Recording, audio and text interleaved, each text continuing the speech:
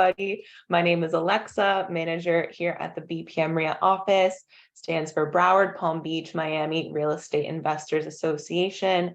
Welcome to our March monthly meeting. So excited to have you guys. And yes, that means only one more month until our in-person quarterly networking meeting over at the Signature Grand in Davie, first week of April. And I will get those tickets out to you guys at the end of this week. I'm going to do it by Friday. I'll have the tickets out so you guys can start RSVPing and getting your seats saved for that. So welcome, guys. We have an amazing webinar tonight, SlowFlips to Freedom. We have Scott Jelinek tuning in all the way from New York. He's a real estate investor, author, and coach. I'm so excited to have him here. Anish met him in person. So we do know he is a real person. So guys, even though he's only on the screen, we know he's a real person. So I'm really excited for you guys to meet him. But first off, I have to tell you guys, there is a raffle tonight. Someone in this webinar will be winning a one-year membership to BPM RIA. If you would like a chance to win the raffle, go ahead and text the word membership to our event line, 954-800-6961. I will throw that in the chat for you guys so we can move right along here, or go ahead and take a picture. Once again, somebody in this webinar will be winning a raffle. The membership to BPM RIA, 1 full year, $295 value. Text word and number is in the chat. So run along to the chat box. I'll be throwing it in there again for you guys that are just coming in. So I'll let you guys know who the winner is at the end of the webinar. All right, guys, lots of upcoming events, lots of things happening. Go check out the website. I'll link it in the chat, bpmria.com, upcoming events tab. We do have an in-person workshop coming up next week. So look out for that. Go ahead and RSVP. We'll see you Saturday. It will be in Doral. The full address and all the details on how to RSVP are on the website right now. So go ahead and save your seat. It is limited seating. We will be discussing wholesaling. We will have a raffle. So if you can make it, go ahead and RSVP. Go ahead straight to the website and do that. We have tax planning strategy webinar also coming up. Jose Ramirez. I have to see you guys there. Always so much to learn with him. And then absolutely have to see you guys again the next week. Time to open your RIA with Camaplan. Carl Fisher coming in. He was at the winter conference with us. He is always super involved with the National RIA and very, very much so involved in helping you guys getting your IRA open. I don't want to, my mouth doesn't want to say that word tonight, IRA. So I look forward to seeing you all there again. And then right around the corner, I'll have more dates up, and you have a lot more events in the website right now, but you guys already know what this is. Let's talk about it. So my favorite way to keep up with events, as you all know, is via text. Super easy. Text BPM RIA, all one word, no spaces, to our event line. If you would like text updates of our events, it's super easy. The registration, everything will be in there for you. So yeah, don't leave these little quotation thingies out. But if you'd like those updates, go ahead and opt in right now. I'll throw that in the chat for you guys in just a second. So as I was briefly mentioning before, it's coming up around the corner, our 2-day boot camp quick start training. So this training will be completely led by Anish, 2 full days, Saturday and Sunday, April 15th and 16th. We will be getting into wholesaling, flipping, rehabbing. We will have 4 amazing guest speakers, all these great topics that you see on the screen. We have member and non-member pricing down below, and I linked it in the chat for you guys so you can look deeper into the 4 guest speakers that we have along with Anish, and all the different topics that we get into, and you can go ahead and get your ticket right now. So if you have any questions about the quick start, I actually do want to put up a quick poll for you guys, so you can let me know who needs more information on the quick start. This is a money back guarantee. So can't give you your time back, but we can give you your money back if you are interested in the quick start, or if you're interested in the mentoring program that we have. you'd want to attend the quick start so you can really get a feel of what we're doing here at BPM RIA. So go ahead and check out the link in the chat for more information. And thank you guys so much for responding to this poll so quickly as I put it up so late. So I appreciate you guys doing that. Awesome, awesome. Thank you guys. As you guys see, the members get all the goodies. They get the discounts, the quick start bootcamp training. They get in free for the networking meetings. They get discounts to all of our workshops and special events that we have going on. And they also get the amazing National RIA benefit package. So if you'd like to purchase your membership, if you want to get discounts on the quick start and in free for our in-person networking meeting that is coming up first week of April, then go ahead and get your membership now. Don't wait till the last minute, so that you are all check and you're all set and everything's good for the April events that we have coming up. So go ahead and press the link in the chat. It's there for you. If you don't have your membership already, go ahead and get it. And I'll be here if you guys have any questions. And last but not least, many of you guys know we do have mentoring and coaching at BPM RIA. It is a truly one-on-one coaching and mentoring program. I have a link on our website right now for you guys to schedule a discovery call with me so we can talk about what's included in the one-on-one coaching program. I have a brochure to share with you. I have more details to share with you.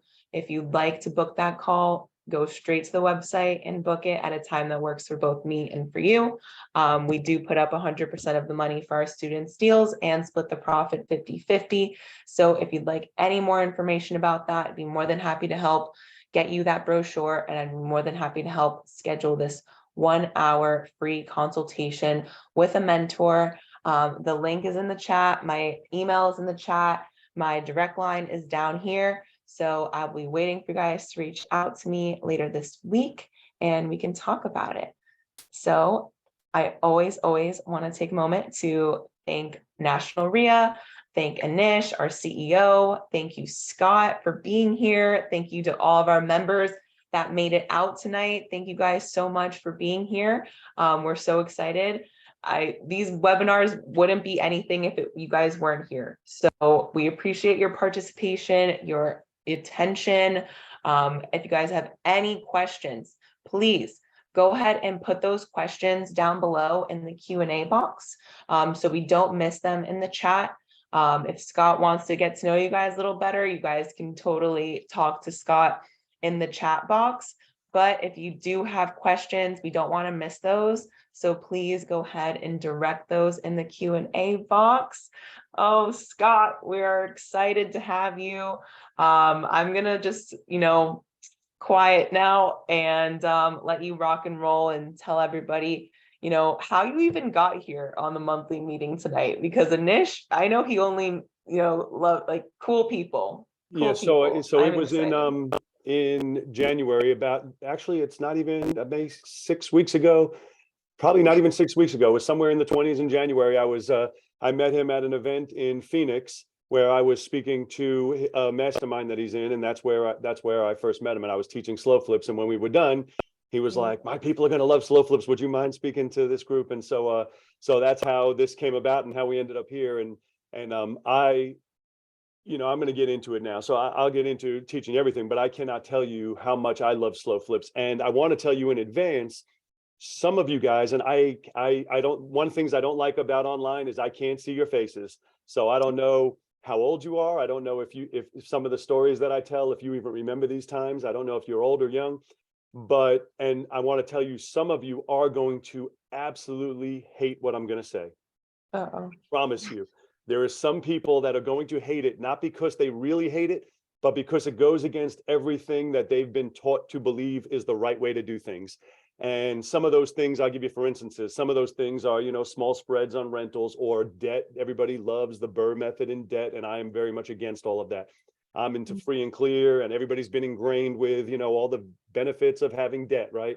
And we're going to talk about that in a minute, and I was that way. So I don't fault anybody for thinking that way, because I used to be that way until I wasn't, which is what we're going to get into, until I learned the hard way why that was all a great pitch. But in reality, when you're in debt, you really don't own anything. You have a job working for the bank, but nevertheless, so I was told I have to get you guys off by midnight. So I don't want to I don't want to keep babbling on, because one thing I am famous for is I will run on and when I start talking real estate, I can talk for about a month and a half. And so as we were talking earlier, Alexa said, no, you got to be off by midnight. And I was like, uh-oh, I'm gonna have to delete some slides or get it done a little bit quicker. So if you guys bear with me, one of the things that I was telling her before we got started is I am technologically challenged. And so I am going to share my screen now, but close your eyes for a minute, look the other way. You know, if you have a text you need to return, and just give me a minute so I can figure this out. All right. So You're not that bad. oh, I'm pretty bad. So what do you see now? We're ready to get the full screen. So let's do the from beginning or however you start your slideshow. So it says I'm screen sharing, Yeah, but you're not seeing it right now, are you? not yet. We see the full PowerPoint screen. So we see the slides on the side. You see them on the side. Okay. So this is why I said you got to bear with me. I just figured this out a minute ago, and now. Yep, press from beginning. Okay, I think I'm getting it. What do you see now? Perfect. You're all set. Perfect. Oh, all right, I did it. So now you can stop texting, look back at your screen. Everything's under control. I see the next slide. So maybe you'd have to do the display settings. Uh-oh, you see the next slide. Switch. Yeah. How about now? That's good. If you're good, we're good. I'm good. So now you only see the one slide? Yes, we're good. All right. Now you guys can stop texting and look the other way and actually and look back at your screen. I have a little bit of a challenge with technology, and so it takes me an extra minute. But at least we got it done. I don't think it was that bad. I had fear all along that we were going to be stuck there for an hour. So I'm going to talk, and I wanted to correct you on one thing too, Alexa, that you said that I was coming to you from New York. I am not coming from New York. I am from New York, but I live in Virginia Beach now. And so I'm halfway down to you guys. I'm actually going to be down there at the end of this month in the 20s. Well, not all the way down, but at the Hard Rock in Lauderdale. Yeah, I mean, no, yeah, Hollywood. Backyard. It's a stone's throw away. Yeah, so I'm going to be there. I go there quite a bit, but maybe 4 times a year. But at the end of this month, I'll be there. So I want to, I'm just going to jump into it, and I have a goal to get you out of here by midnight at 7:16. So I'm going to work on making that happen. So, so why am I here today? I am on a mission, and you guys may or may not have heard this already, but I am on a mission to help as many people as I can to set themselves free through real estate investing. And I started this a little while ago because I have always been, you know, most of us are on a mission to make as much money as we can and to, you know, get big checks, and we do wholesaling, we do deals. But I've accomplished enough to where it got to a point where I said, well, what is it that excites me? You know, we had an exercise I did in a group I'm in. What is it that gets me excited? What am I excited about? And one of the things that have kept me excited is helping other people to set themselves free. And a lot of times people confuse that with getting a big check. Doing a wholesale deal and getting 50 grand is awesome, but it's not the same as setting yourself free. When you're actually free, you can wake up in the morning and do anything you want or do nothing at all. And so my mission is to help as many people as possible to set themselves free.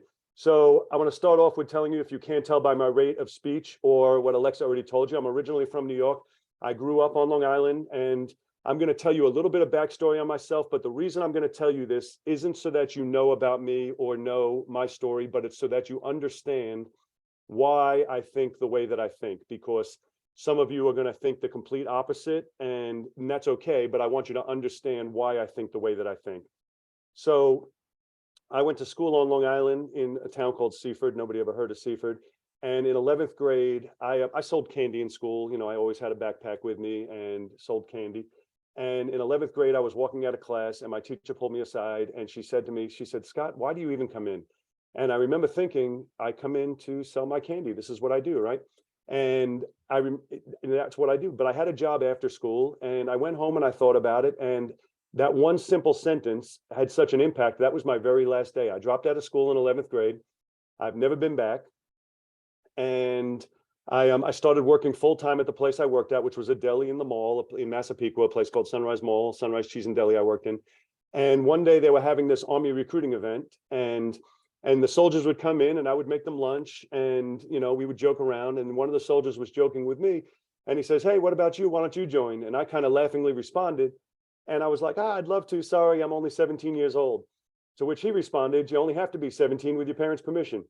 So next thing I know, I was in the Army. And if you can't tell, I was a little bit skinnier then. And I was in the Army for a short time. And when I got back out, I was back on Long Island with no special skills or training. I did communications there, which didn't translate into the civilian world. And I, at that time, was 1992. And my mother was moving to Virginia. So I moved with her to Virginia. I started mowing lawns, which is a business to this day. I tell people, if they don't know what they want to do or can't find a job or can't make a living, I'm like, anybody can grab a lawnmower and make $100, $200 a day. Anybody can do that. Just not even a real business, just knock on doors with high grass, right?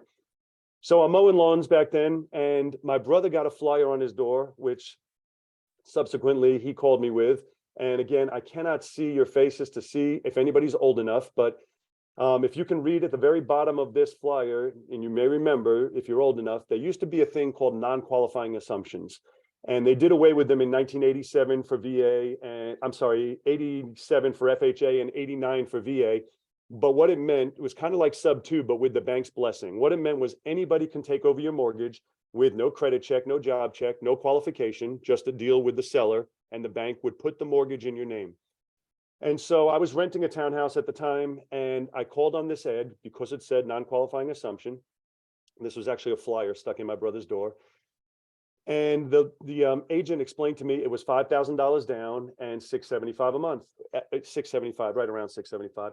Anyway, I had the $5,000 and I was already paying $675. So I had no interest in real estate. However, I thought it was better to own than to rent, right? So I didn't have any ambitions to be into real estate, but I thought, hey, I'm paying $675 now. I'd rather own a place. So I had the 5,000. I walked over there. And I literally had 5,000 in cash in my pocket because I thought I was going to pull out the money and she was going to hand me the keys. And yeah, that was kind of my first lesson in real estate because she was like, no, we have to have a closing and go to a lawyer's office and do a contract. And so I closed on this house, 5,000 down, and I moved into it. Now I started mowing lawns right around these townhouse neighborhoods, and I was charging $10 a lawn then, but they were small lawns and I could walk from house to house. Well, about 2-3 weeks after I moved in, a sign comes up on the block, and it was a handwritten sign, white sign, magic marker, and it said $2,000 down, take over payments. And I was pissed. And it had nothing to do, I didn't know anything about real estate. I didn't know anything about values. I didn't know anything about repairs or equity or anything about anything. All I knew was I paid 5,000 down. This one was 2,000 down. And I felt like I got ripped off. And I know that sounds stupid, but I was a child myself at the time. And I felt like I got ripped off. And so my genius brain came up with the idea of, why don't I buy that one as well? If I buy that one also, then it was like I paid 3,500 down on each, and it made better sense to me. So I closed on the second property on the block. This was 1335. The second one I bought was 1374 Battleford on the same block. And I started renting it for about $675 a month. And I was collecting about $675. My mortgage payment was about $675, which is not a bright idea. And while I'm on that, let me ask you guys, does anybody in the room have rentals? Does anybody here do rentals? I should have asked you guys that before. I'm curious, does anybody have rentals that are here? Okay, so that wasn't the smartest thing that I could have ever done, but I started renting it for the same amount as what I was. All right, there we go. Now I'm looking at how to do this this chat box. All right, I see it. So yes. All right, there you go.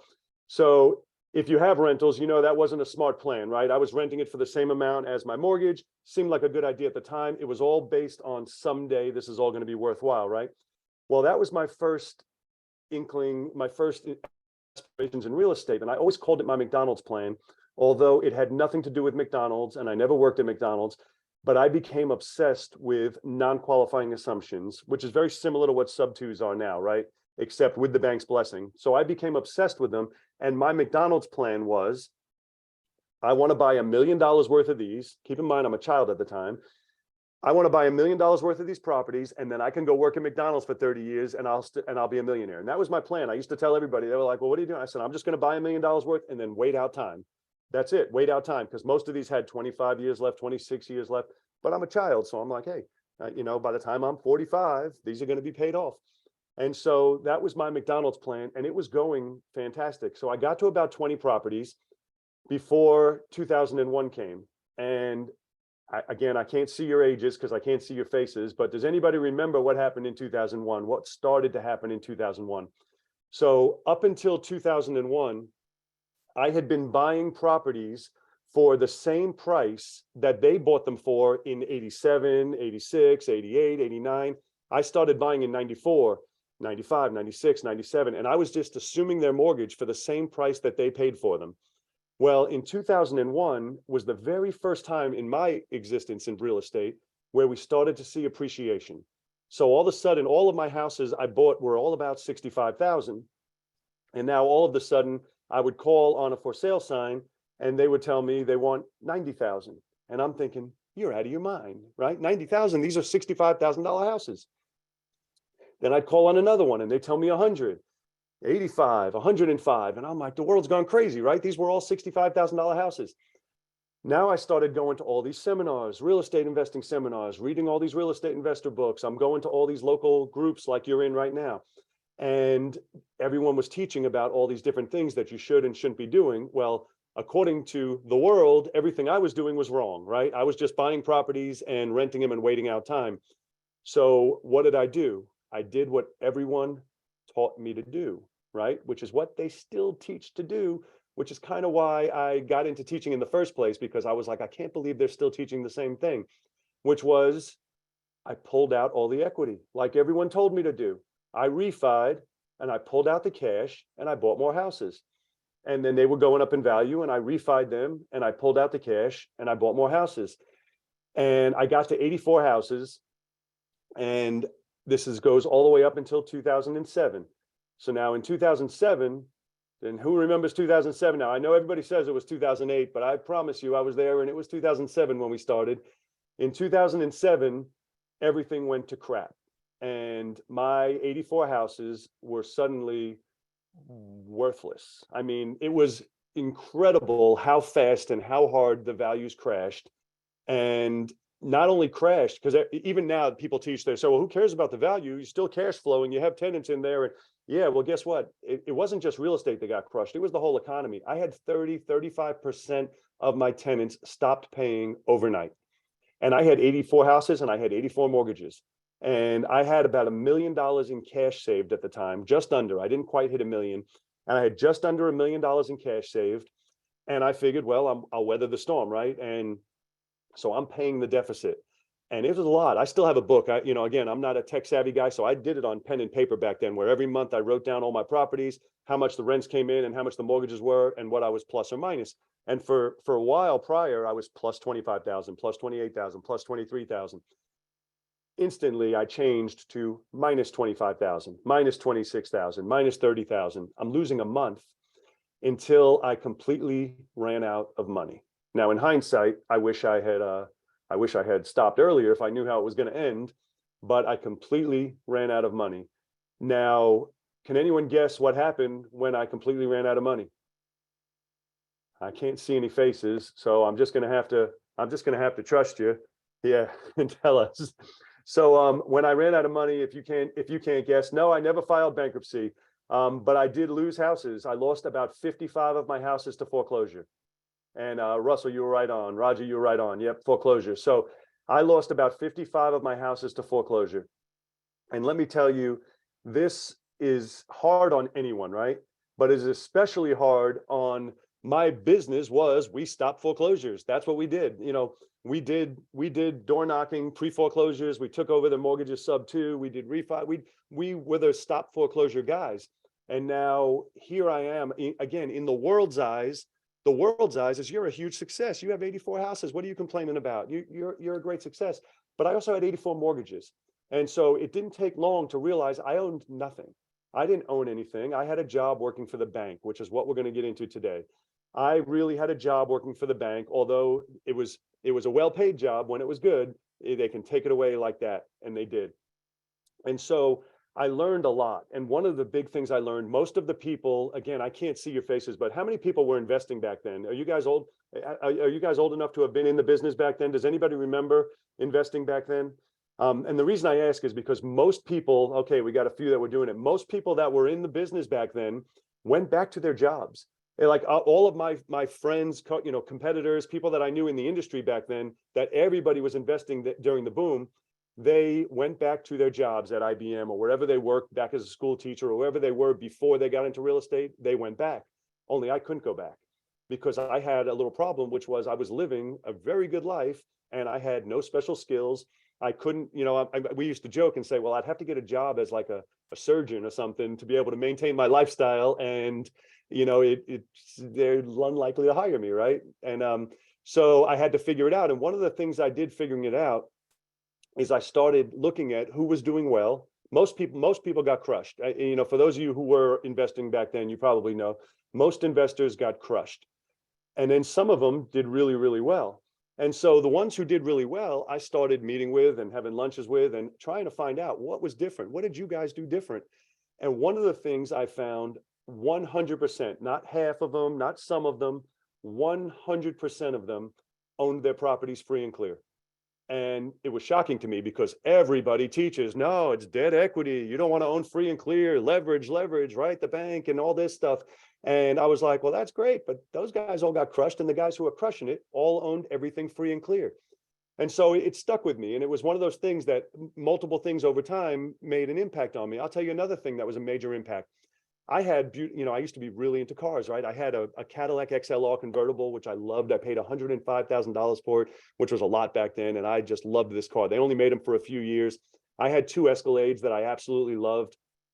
I was big into my cars, and yet I'm rehabbing houses and I'm doing deals and I'm borrowing from hard money lenders, right? Who have tens of millions of dollars, and they drive to drop off a check to me for $100,000, $200,000, $300,000 for a deal I'm doing. And I'm pulling up in my $105,000 car and they pull up in a Honda Accord. And it never struck me at the time that I was like, it never struck me at the time. I was like, wait, and now it's, after the bust, everything came together. I see sounds like Ramsey, and it's sort of, except not exactly. And I'll tell you why in a little while, because I do believe in debt, just paying it off as quick as possible. We'll talk about it in a minute. So can anyone guess what kind of car I drive now? Can anyone take a guess? Because I got to tell you, I have more money now than I've ever had in my entire life. I have a $3 million house that I own free and clear. I have a Honda Accord. You're dead on. Yeah, I have absolutely more money than I could ever have. And I drive a Honda Accord now. And everybody says, it's funny because I have friends that'll be like, why don't you get a car to keep up with your image? And my answer is always the same. I'm like, I don't think you understand what my image is. That's it. I'm like, I don't think you understand. So I am kind of committed to staying with that Honda Accord. So I tell you this just so you get an idea of why I think the way that I think moving forward. So fast forward, I've been doing real estate now full time for over 22 years. I've closed over 800 deals, primarily in my local market, and then a few other markets, which we're going to talk about in a second. I currently own 158 slow flips.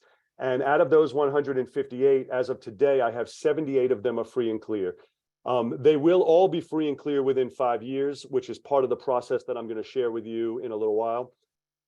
I average about 40 deals a year. And while 40 sounds very, very small, I know if you guys ever attended other events or you listen to other speakers, people are talking about doing 40 deals a month and 100 deals a year, 100 deals a month. But when you understand my business, I have no employees, I have no overhead. I did one deal last week, we make 40 grand, and I have nowhere for it to go. It's mine. I used to run a completely opposite business, and I flipped it on its head, and I'm going to share with you why in a minute.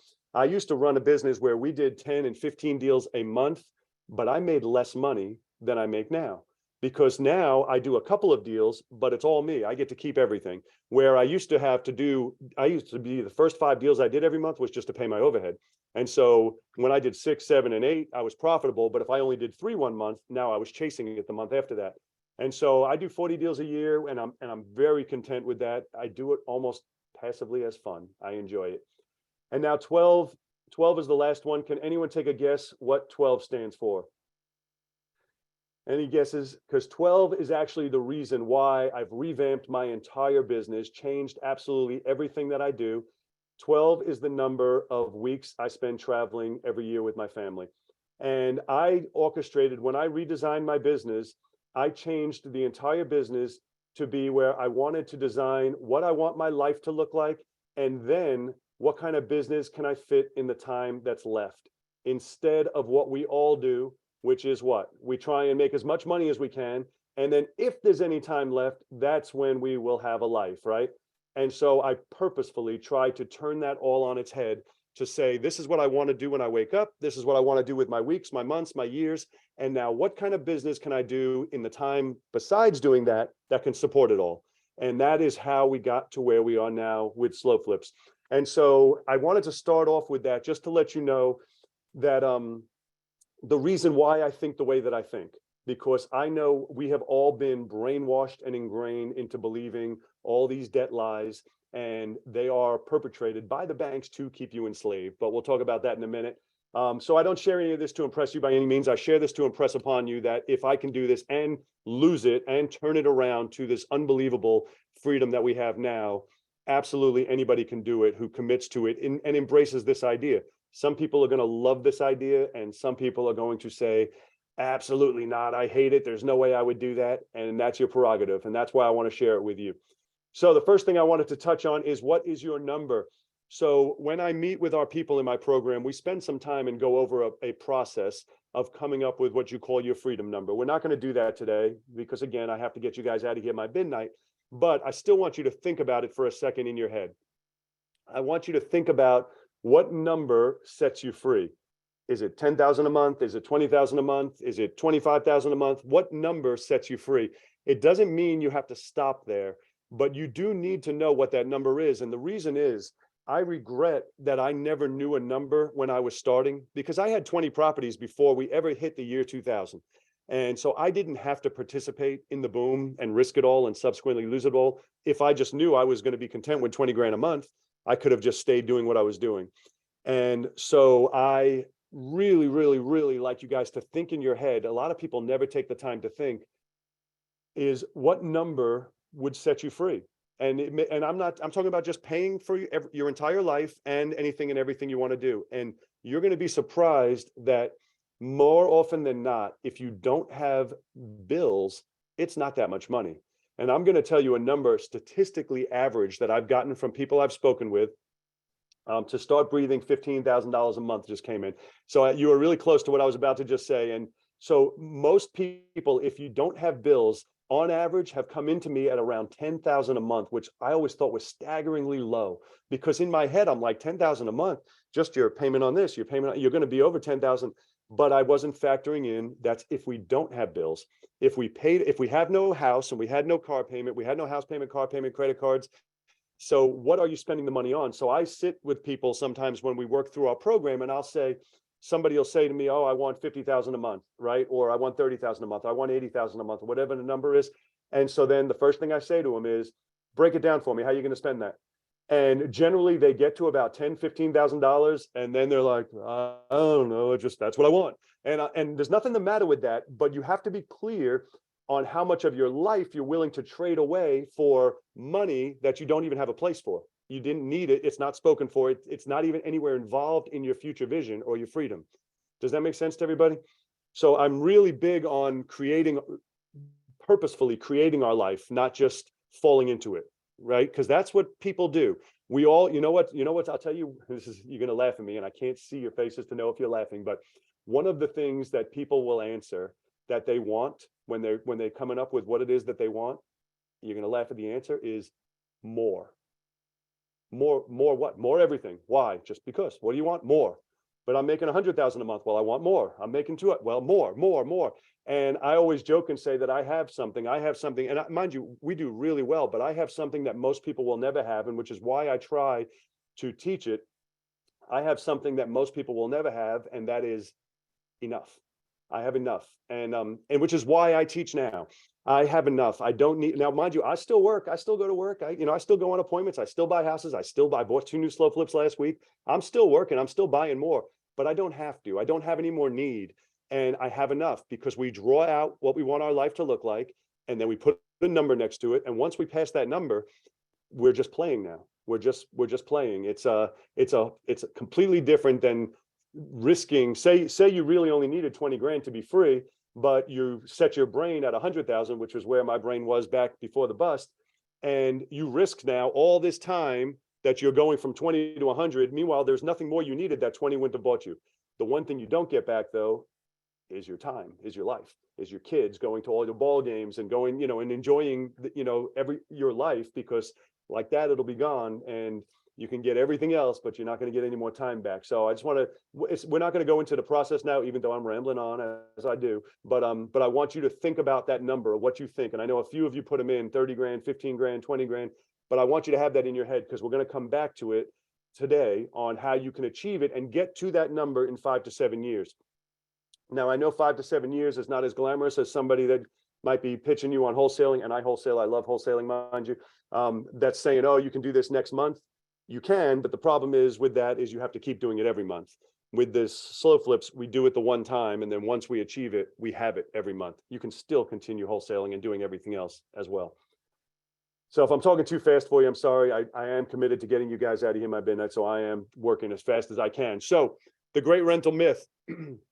So I know several of you have raised your hand earlier and said that you had rentals, but I want to get into a few things that I consider the great rental myth.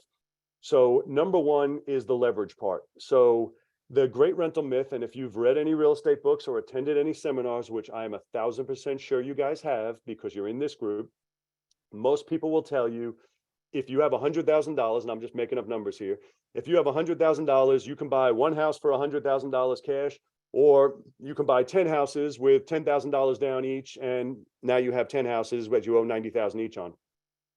And then they'll proceed to tell you that if the market was to go up just 10%, on the cash model, you made a 10% return, and on the leverage model, you made a 100% return, which is pretty enticing, intriguing, sexy. You're like, man, that's what I want to do. That sounds awesome.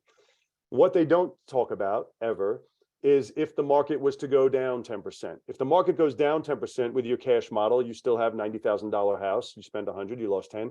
With the leverage model, you lost it all. But you still have the houses, and if they're producing, what difference does it really make? You're still making your cash flow, and you're not selling anyway, so what difference does it make? The second part that they don't tell you, and only you, those of you who were investing back then will relate to, is what if it goes down 30% or 40%? And now you owe $90,000 on 10 houses that are only worth 60. And the rents are coming in now are less than your mortgage amount is, because the values went down and the rents moved accordingly. And everybody's like, oh, the rents don't come down. And I'm like, well, yeah, they do. They can. It's everything supply and demand. And so, yes, they can. And so when you have the leverage model, you don't really own it. It's the bank who owns it. And I always tell people, I said, you know, everybody loves the Burr method, and some of you guys may love it as well. And they love it. We just refi, and it's the bank's money, and we make our $200-300 a month, and everything's great. But I have a visualization in my head that I want to share with you and put into your head. Have you guys ever seen, I'm sure you have, The Simpsons, right? The Simpsons cartoon? Yes, anybody? You've seen The Simpsons cartoon? Well, if you've seen The Simpsons cartoon, then you know who Mr. Burns is. And so I share Mr. Burns with you for a reason, because this is the visualization in my head. Any city that you go to in the entire country, any city that you go to, there are going to be tall bank buildings. And guess what's on the side of those buildings is bank names. And they're bank names for a reason. It's because they are lending the money. The lenders are who makes the real money, right? Well, I have this visualization that when you're a landlord, when you have regular rentals, your job now is to do the deal, fix up the house, put a tenant in it, deal with the tenant's collections, deal with the maintenance, deal with evictions, deal with all this stuff, so you can collect a check, get back to your office or your house, so that you can write a check and send it on up to that bank building to Mr. Burns, who's waiting up there like this, waiting on you. Come on, run along, run along. And we're running around, scurrying around with your 10, 20, 50 houses, whatever you have. And your job now, you're an employee. Mind you, you might be a well-paid employee, but you're an employee of the bank. That's it. Mr. Burns is up there counting on you. He is counting on you to deal. There's bugs, hire an exterminator, get it done. The air conditioner don't work, fix it, get it done, and send me my check. And that is your job. Your job is to do whatever you have to do to get that check up to Mr. Burns. He's up there waiting. And so what we've done with the slow flips is we've kind of turned it on its head to where we become Mr. Burns.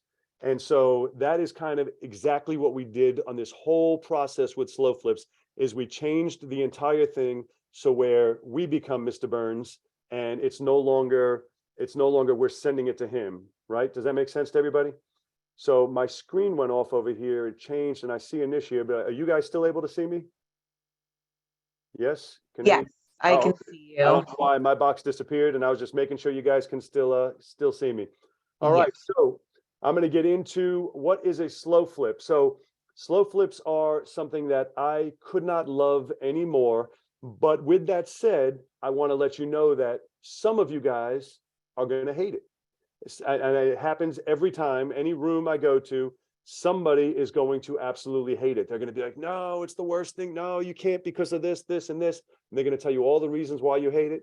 I'm here to tell you that I could not love it anymore. It has completely set me free, but I am just one guy. I have 172 people that are in my program that have been, well, not all of them are completely done yet being set free, but are on the process to being set free themselves. And that is why I can tell you, it is not just me. It is not some special skill, nothing special that I did. It's just a matter of changing what it is that we do. And anyone can, if that was your focus, can set yourself free. So what is a slow flip? It is the process of flipping a property as slowly as possible for the fastest path to wealth. And so I just want to mention something there. Everybody's like, wait, you said slowly. How could it be the slowest and fastest? So it's flipping a property as slowly as possible for the fastest path to wealth. Now, mind you, that is not the fastest path to a check. If your goal is to get a check, which everybody's goal is to get a check, your fastest path is wholesaling. I mean, that's what it is. It's faster than rehabbing. It's fast. Wholesaling is going to be your fastest path to a check. Always. I love wholesaling. I still love wholesaling. However, a check and wholesaling is not wealth. Wealth to me is more money coming in every month than we can spend. That's wealth. So wholesaling, although I love wholesaling, that would be your fastest path to a check. Slow flipping is the fastest path to wealth. So how do we do it? So we buy properties and then we sell them as is with long-term owner financing. So I know a lot of people hate this as is thing and they're like, you can't do that. We do it, and I'll explain to you exactly how and why it works. So we buy low dollar properties, and low dollar properties have the highest return. And when I tell you some of the numbers we're going to talk about in a minute, the first thing you're going to think in your head is one of two things. You're going to either say, that's not possible. Houses in that price range don't exist. They do exist, and a simple Google search is going to show you that they exist. And not only do they exist in abundance. Or you're going to say, yeah, that's great for wherever, but it doesn't work in my area, right? And you're right, it doesn't work in South Florida, but I live in Virginia and we're buying in the Midwest. So it doesn't matter where you are, it works. You don't have to buy it in your local market. Does that make sense to everybody? You don't have to do them in I'm trying to figure out what that emoji is. I like it, Lotus. So our process is we try and keep our acquisition costs at 30 grand or below. So there's where that face fits in, is 30 grand. People are like, you can't buy a garage for 30 grand, let alone a house. You can't buy a parking space, right? There are houses in abundance for $30,000 and below, and I'm going to show them to you in just a minute. It almost doesn't make sense to me. I contracted one yesterday, and I looked at it, and I looked when the guy is from a wholesaler, and I'm like, how do they even create this? How is a house 30 grand? It's insane. So you're asking where? The one I contracted yesterday was in a town called Cahokia, Illinois. It's in St. Louis Metro, right across the river in Illinois. But actually, I'll share it with you in a second. So we keep them at 30,000 or below. We borrow the full $30,000, and this is what I teach my guys. We borrow the full $30,000 at 12% interest. Now, I teach how to raise private money, so it doesn't have to be at 12%. You can raise whatever you want, but I'm going to tell you, 12% is not that big of a deal when you do a short-term mortgage. We borrow the money for 5 years. We borrow it for 5 years, and it's paid off. It's not 5 years and then there's a balloon. We borrow it for 5 years and then we own it free and clear. So for whoever it was earlier said, like Dave Ramsey. So I believe in free and clear. However, this is where I disagree with Dave Ramsey. Dave Ramsey would say to save the money first and then buy the house. And although that may be a noble thing to do, you're going to end up with 2 or 3 houses. The way that we do it, you can still buy 5 or 10 or 20 or 30. I have my guy, the highest in my group right now, besides myself, is a guy who has 54. And you can buy them, and now you're paying them off in a short period of time. I still believe in free and clear. Excuse me. However, we still have to borrow to get there. Otherwise, it would take you forever. So an amortized mortgage for 12% at 5 years comes to 667.33. So 12% sounds like a ridiculously high interest rate, right? But when you're doing a 5-year mortgage, it doesn't hardly move the needle. It ends up being for 30 grand after 5 years, you end up paying back 40 grand. That's what it comes out to be. 667.33 is for 60 months. On the 61st month, you have no payment. You own it free and clear. So I know right now you're hearing 30,000 and you're like, well, I don't want to buy slumlord. I don't want a $30,000 house. These are, houses where you live are probably the cheapest houses are probably 250, 350, 450, right? So I want you to think about those houses for a second. And let's think of the cheapest house in your market. And let's say it's 250,000. I don't even know what they are, so you can put it in the chat box if you want. But let's say it's $250,000. What do you believe the rent would be, or a market rent would be, on a $250,000 house in your market? If anybody can answer in the chat, just so I can have an idea of your market. So $2,500 a month, perfect answer. 2,500, 2,000, 1,800. So that's great answer. So if you were to spend 250,000, you're looking at, here we go, $3,000, 1,800. Let's say 3,000. You're looking at $3,000 a month on 250,000. If I buy $30,000 houses, guess how much I get for them a month? On average, I get $875. $875. So now I want you to do simple math. Let's think of that 250,000, right? 250,000. How many $30,000 houses can you get? Let's just say it's 8, right? And I don't have a calculator in front of me, but I'll do in my head. So let's say it's 8 houses, and let's say we were only getting $800 to make our math a little easier. We're talking $6,400 as opposed to $2,000 a month coming in. It's insane, the difference in cash flow with the lower dollar houses. But lower dollar houses are the worst houses in the world to have, right? You all know why you don't buy low dollar houses. The same reason I never bought them is because, well, they're the worst tenants, right? They're going to be the worst maintenance. They're going to be the worst crime areas. Everything about it's going to be the worst. So why would I would never buy? And I agree with you, because I never would my whole life until after the bust. I wouldn't even buy in these areas. I wouldn't even look in these areas. I was like, nope, off limits. I liked nice houses. I was a guy back then who was proud of my houses. I wanted to go and hug and kiss them and lick the doorknob and be like, whoop, this is mine. And I was proud of my houses. Now houses are just pieces of paper to me. All they are is, I never see them. It's just a piece of paper and checks, papers and checks. All they do is shuffle papers. And as much as I say I'm in real estate, really we're in finance. It's really, we're in finance, and it's awesome what we do. And so I'm gonna share with you. On average, we buy them on average for 30. Now we buy some at 25, some at 35. We always borrow the 30. And so Section 8 does not work for this, Mia, and I'll explain to you why in a minute. So it does work for cash flow. It's a whole different business, but not what we do. So we sell them immediately on average, as is, for an average of $69,000 to $99,000. The average is 89, is what most of them come out to be. So we sell them immediately. We're not renting them. We're not doing lease options. We're not doing rent to own. We sell them immediately, $69,000 to $99,000. Now that difference, that 50, 60, 70 grand, and I'm giving you low numbers here, mind you, we had a run up in the market, so they went for more, but I believe we're going to come down again. So I'm trying to leave with the numbers that I know work consistently. We sell them, let's say, on an average of $89,000. We also get $3,000 to $5,000 down and $875 a month. The kicker is, our $875 a month is for 30 years. 30 years, but we're buying them fully leveraged, fully financed for 5 years, but we're selling them for 30 years. And this is where the magic comes in, is that yes, we're not putting up any money, and we really don't make any money for the first 5 years. I always tell people, everybody hates when I say this, but I always tell people, I say, you don't deserve to make $1 off your properties till they're paid off. Then it's all yours. Until then, you just have a job working for Mr. Burns, right? Well, once they're paid off on the 61st payment, now it's yours, and it's your money. It's fully yours, and you have 25 more years. but that's 25 years if they never turn over. On average, and you guys know the statistic, the average American moves every 5.5 years. So what does that mean? It means either A, they're going to sell it, in which case you'll get paid off.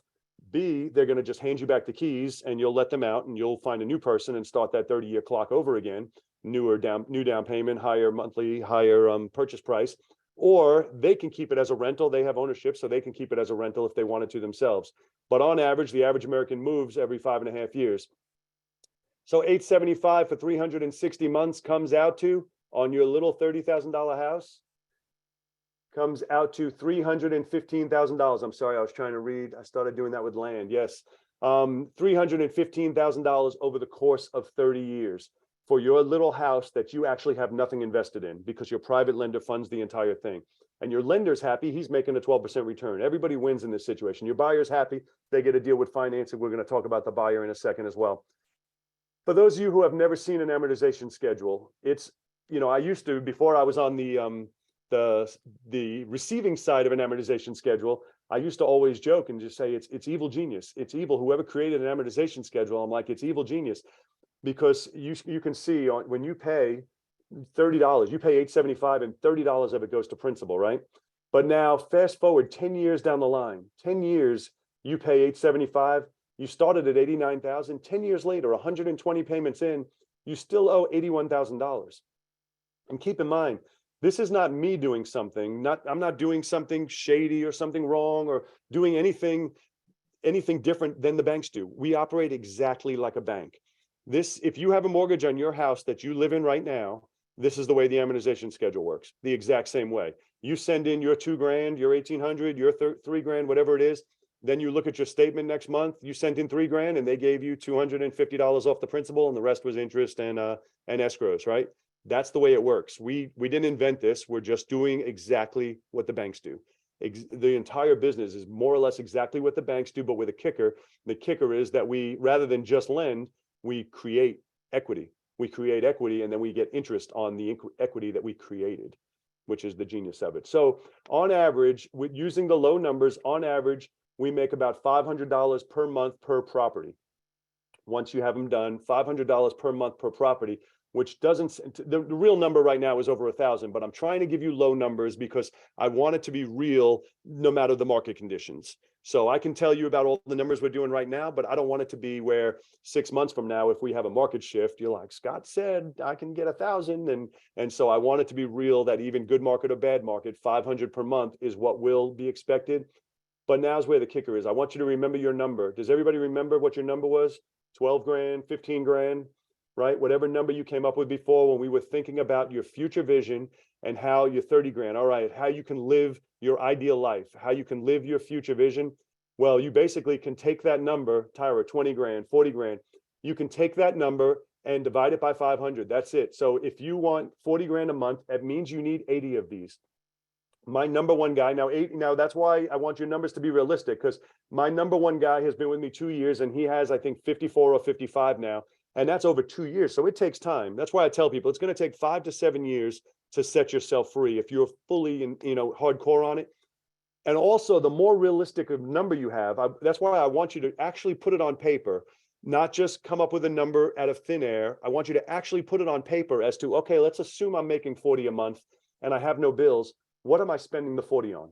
And it doesn't mean, like, say you said your number was 10 grand and you achieved the 10 grand now. It doesn't mean you stop, but now you know you're free and now you have a choice. My choice is, do I want to work this month or do I want to walk the earth, right? Do I want to go to Italy for a month? I do something unique where I travel for months at a time. And I love it. And I couldn't do that if I was counting on making an income that month to survive next month, right?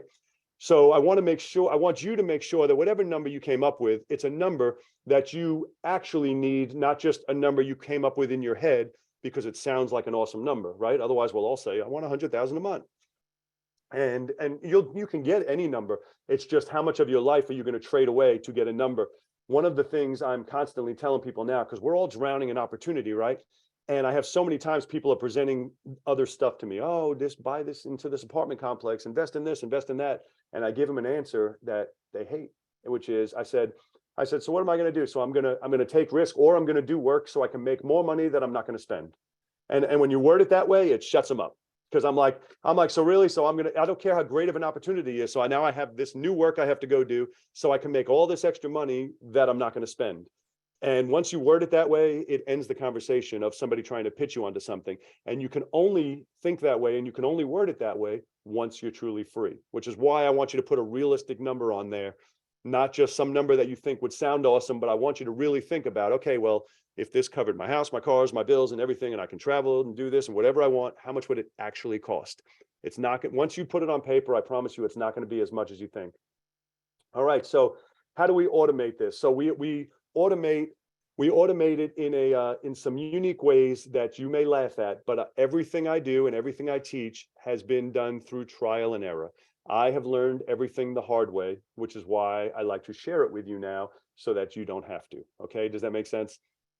So the first thing I want to show you, and this only if you have local, I have people that put out signs for us and I teach them and train them to do it the exact way I like. And you're going to laugh and I can't see your faces here, but I want you to see them. The first thing we do is ugly, disgusting, misspelled, handwritten signs. And why do we do that? It is absolutely deplorable, handwritten, misspelled. And I'm going to tell you, so the very first time it happened, and I say it happened because it was not intentional.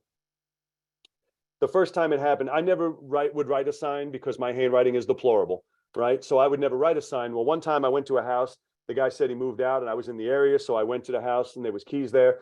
So I looked at it and it was okay. And I said, well, since I'm already here, let me stick out some signs. So I stuck out some signs while I was there, went back to the office, got calls off the hook, crazy, busiest calls I've ever had. That next day, I got the property filled, went back to the house, picked up those signs and brought them to my office.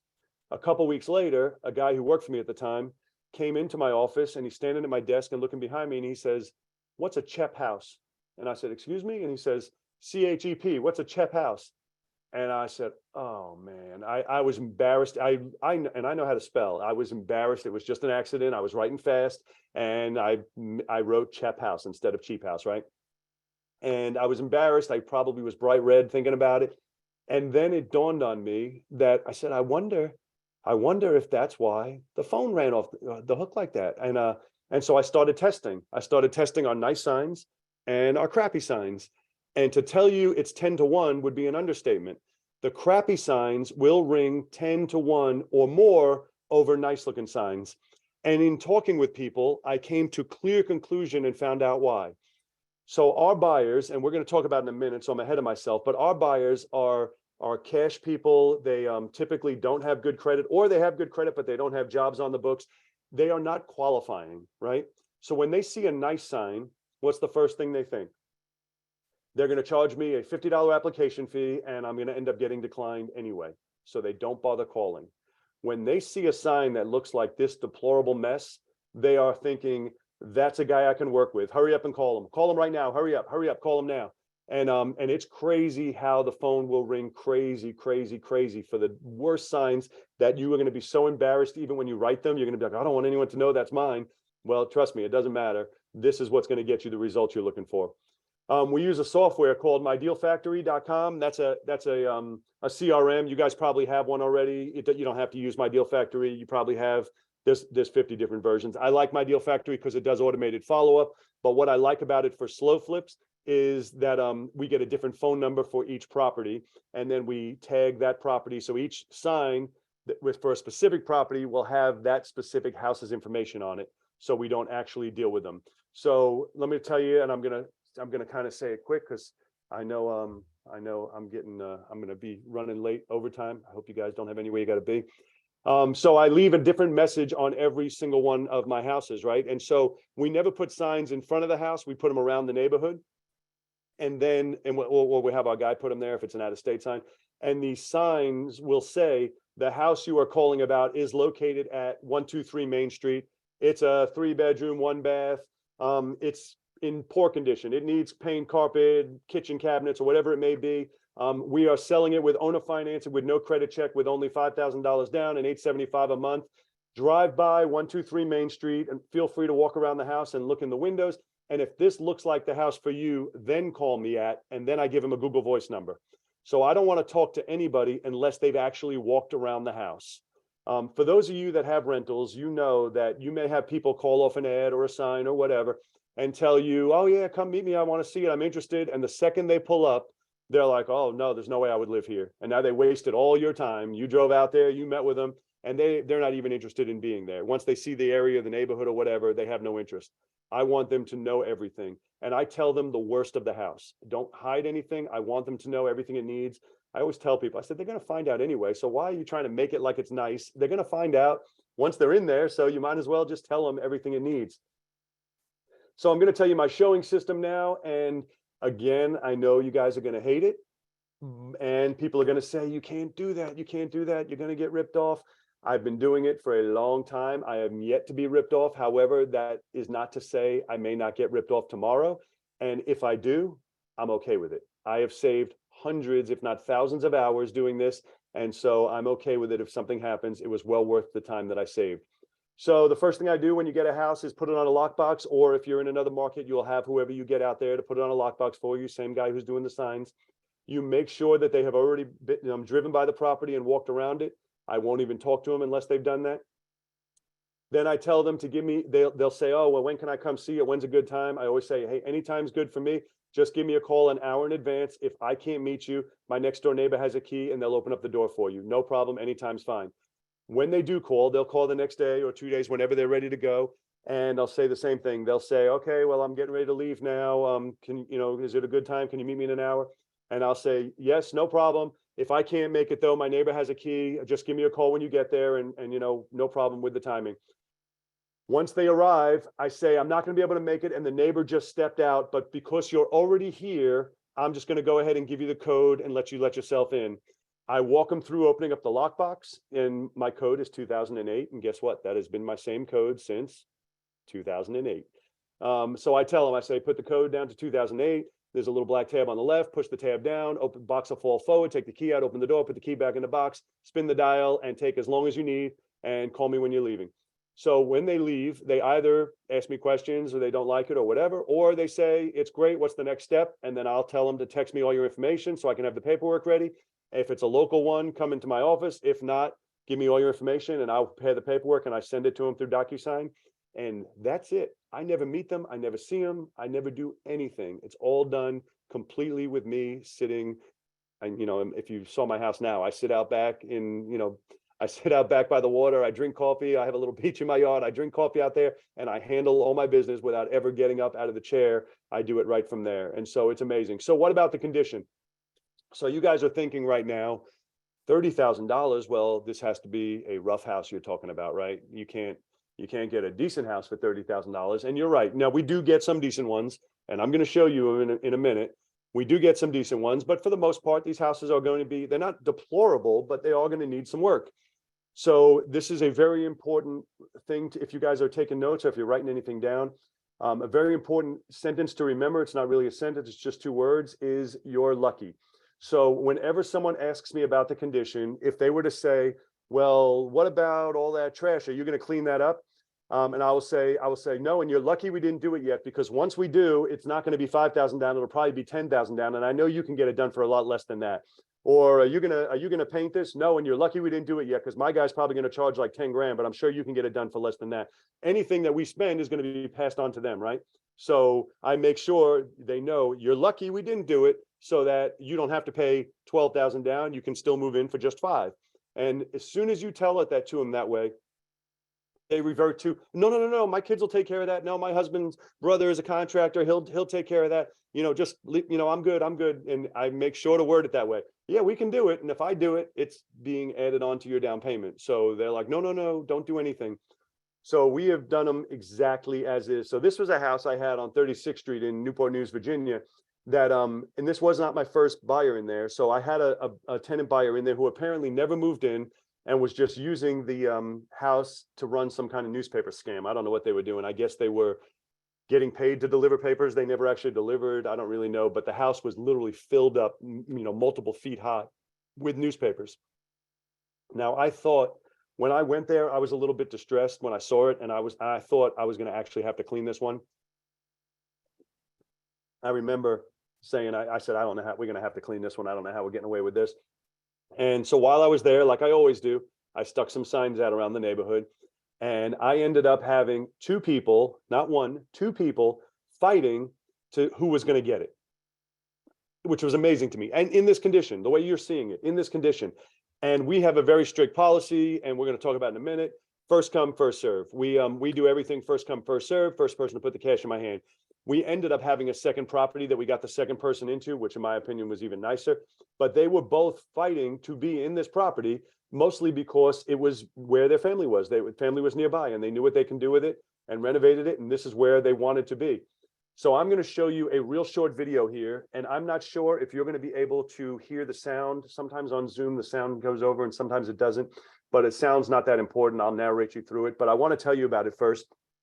So I bought a package of 24 houses, and it's 4 years and 3 months ago, because I have 9 payments left, and then I'm paid off. I had 5-year money on it. Anyway, so I bought 24 houses. Most of them were occupied. A few of them were vacant.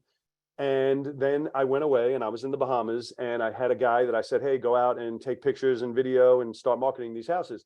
So he goes out to this house, this one you're about to see, and he sends this video to me, this actual video you're about to see. And he's like, did you know this house had a fire?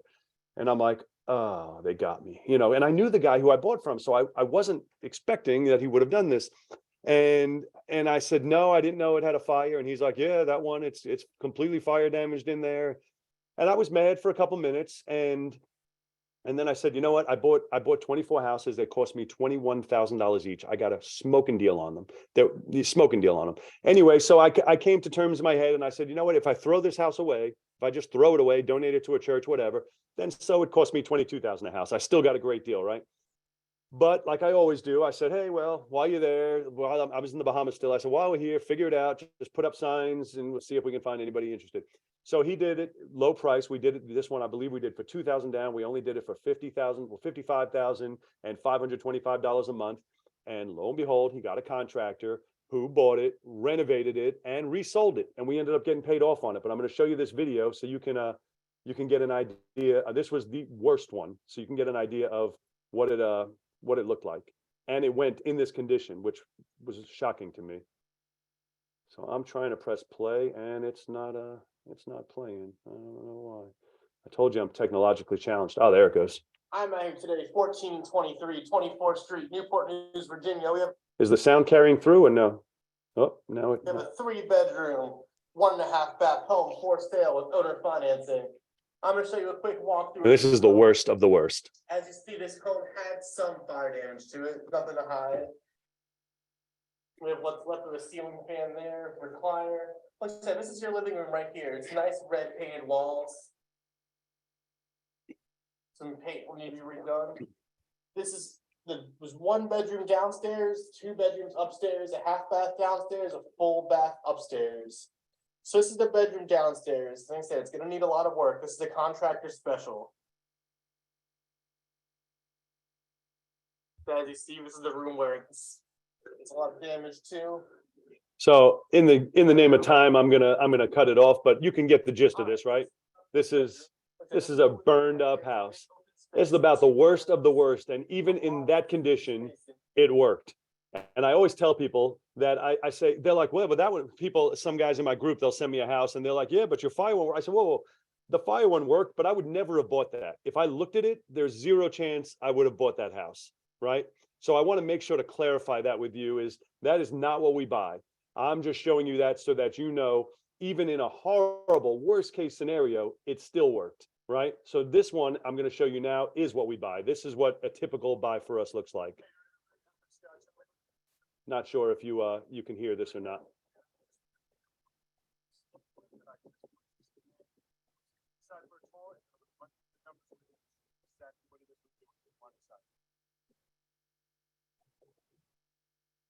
No sound? All right, thank you, Julian. So if there's no sound, I'll just narrate for you. Basically what I'm showing you here is all right. This is the condition that I bought it in, and I didn't clean it. I didn't do anything to it. I'm doing a quick walkthrough so you can see what it looks like. This is what a typical slow flip for us looks like. So I wanted to show you 2 extremes. That last one you saw was the absolute worst we've ever had. I would never intentionally buy that. Even if it was $5,000, I would have passed on it. I don't buy houses like that. I got it because it was part of a package and it slipped through. but it's not something that I would have ever bought. So the reason I'm gonna keep talking and let you get into the kitchen, and then I can tell you the rest, because I have a second video on this same house, which is very unique to us because we generally never see them again once we sell them. But I'll tell you why in a minute. So now I'm going over the numbers with you here, and I purchased this house for $20,000, and I bought it from a wholesaler, which is something I'm going to share with you in a minute as well on where we get these houses. I bought it from a wholesaler, but we still borrow $30,000. So at closing, which is what I'm about to share with you here, but you can't hear it. At closing, I actually got a check for $7,000. So I got paid $7,000 and got the house. And now I'm going to show you, is there a turkey in the sink? I'm not sure. That's funny. I'll have to watch it again. So I sent my guy by to pick up the lockbox, and because we filled it right away. So I sent him by to pick up the lockbox. And when he went to get it, the guy who bought it was in there working. And so he asked him if it was okay if he came in to do a quick video tour while he was there. And so this was just a few weeks later. And keep in mind, I want you to take a look when you see this, and keep in mind, I have a total of $20,000 invested in this house. That's it. And now I sold it for $89,000, which, keep in mind, the market's gone up a lot since then. It's worth more than that, but I sold it for $89,000, and this guy who's in there pays me $875 a month, and that's it. I never hear from him. I'm not a landlord. There is no the sink's leaking, or I think the air conditioner doesn't work. None of that. I am strictly a bank. I am Mr. Burns. That's it. I hope that makes sense to everybody. So all the work that you see here isn't work that I did. It's work that he did. My buyers, my tenant buyers, are typically contractors or investors who renovate to rent. And they do what we call, I jokingly always call it 2005 Scott, myself, back what I used to do. So they do 2005 Scott's plan, which is to buy rentals, renovate them, and rent them out and make the small spread like everyone teaches to do now. And I don't do that anymore. Now I mark it up and I sell them with long-term owner financing, and then I just collect a check. So I'm gonna hang on for a second so you can see the kitchen. So you can see there's no more turkey in the sink. If in fact there was a turkey in the sink, there we go. No more turkey in the sink. New appliances, new granite countertops, new countertops, cabinets. And this is the guy who we sold it to, and he's actually bought several from us now. Ironically, this particular one he lives in, but he has, I think, 5 or 6 from us. And what he does is he has a contracting company, which a lot of our guys do. He has a contracting company, and so he buys them, and his crews come in and renovate them, and then he rents them to his guys. And it's fantastic. Whenever I tell people how much I love SlowFlips, I'm like, and to tell you I love them is an understatement, because we are providing something. And then I want to touch on something else. You may think in your head, and I can't see your faces, so I'm going to speak for what I think you're thinking. People think in their head, oh, but you must be taking advantage of someone, right? You're buying a house for 30, you must be taking advantage of them, selling it for 89. The opposite is true. We charge the same amount they're going to pay somewhere else. Somewhere else, they're going to pay that same amount, but only be renting. And now they actually get to own for the exact same amount. The whole premise of it is somebody would always rather pay the same amount of money to own than they would to rent. Same as I did when I got started buying my first house in 1994. Any sort of restriction on doing this sort of owner financing? Do you happen to be a mortgage loan originator? We're actually going to cover that in a minute. So there are restrictions if you're selling to homeowners. There's no restrictions selling to investors. I am not a mortgage loan originator, and you don't need to be unless a couple of things, which we'll talk about in a minute from Dodd-Frank. Well, I already started, so I'll just finish it. So there are restrictions. If you sell more than 3 per year per entity to homeowners, then it's supposed to go through an underwriting process. The easy way to avoid that is don't sell more than 3 per year per entity, or you can sell an unlimited amount to investors. To investors, you can sell 10,000 of them. There's no restrictions at all. But when you sell to homeowners, there's restrictions. So you can put them through underwriting. I have never done it because I don't have a need for it. I just manage my LLCs, on how many I do per year. So this is just a copy of the agreement for deed. And I can give you guys a copy of it if you want. They're different in every state. So the ones I have here work in the states that we use it in. Not every state, but some states are different. And basically all it is, we do an agreement for deed. You guys are in real estate, so you probably have already seen these or know about them. the big difference between that, and I'll tell you exactly how I word it to my buyers. When a buyer asks me, you know, how does this work or what's the difference? Or I word it to them exactly like this. I say, when you buy a house from a bank, the deed goes in your name and then you pay for 30 years. When you buy a house from me, you pay for 30 years and then the deed goes in your name. It's the exact same end result, exactly the same.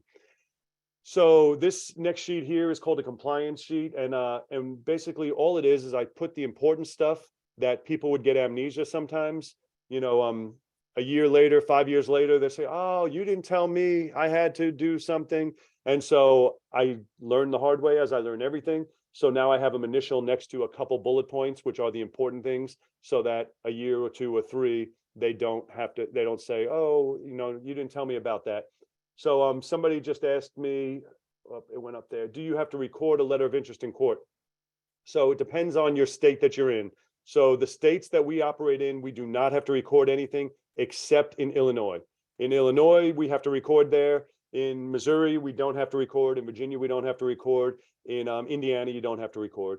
But every state has different rules. So when you decide on your market, if you get into it, we'll have to research the laws for that particular state. North Carolina, for instance, you have to record.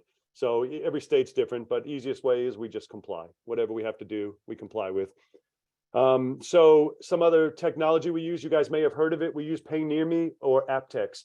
So if you don't know what that is, I used to use Pay Near Me and I loved it.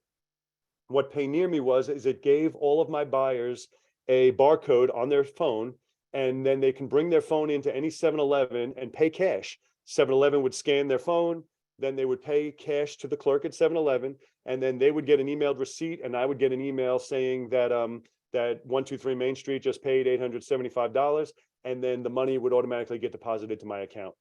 I've since switched to Aptex now. I'm putting them both up there because you may just want the other one. So Aptex does the same thing with the cash part, but the reason I switched to Aptex is because Aptex also gives them an app now, and it allows them to pay by credit card, by debit card, or by check, you know, by just punching in the numbers on their check right through their app.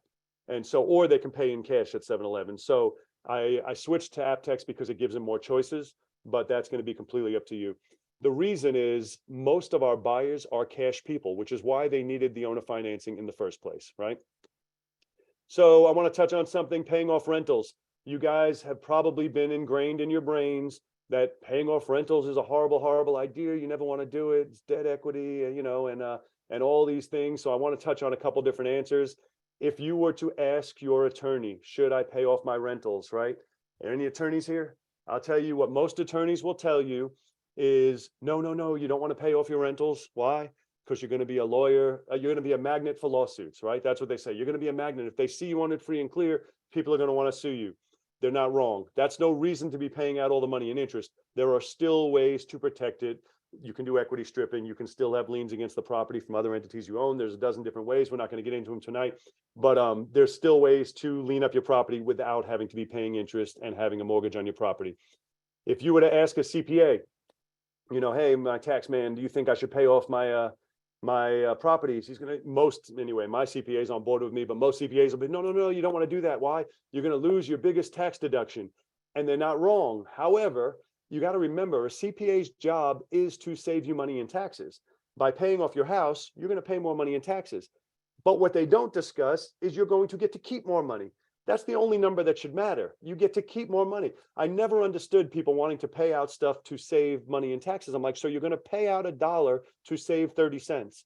That doesn't make sense to me, but that's what they do. People want to pay interest, so they have the interest deduction. I'm like, but you still have to pay the money first to be able to deduct it. And then you don't get the whole thing. You get to deduct the whole thing, but that only saves you about a third in actual cash.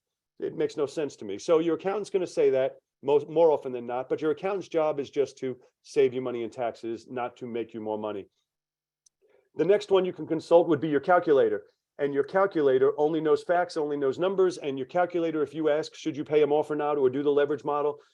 Unfortunately, your calculator is going to tell you you should not pay them off. You should do the leverage model. You'll make more money that way. And your calculator is right. Your calculator only knows facts, but, you know, and this is what I always like to say, your calculator is missing a button, and that is the peace of mind button.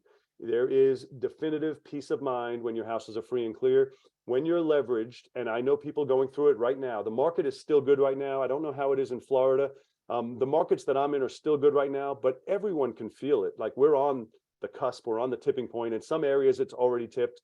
We know it's coming. And when they're free and clear, you just sleep well. You know, hey, it's good times, bad times. If they all sat vacant, we're still fine. When you have leverage on everything, you don't really own anything. You work for the bank.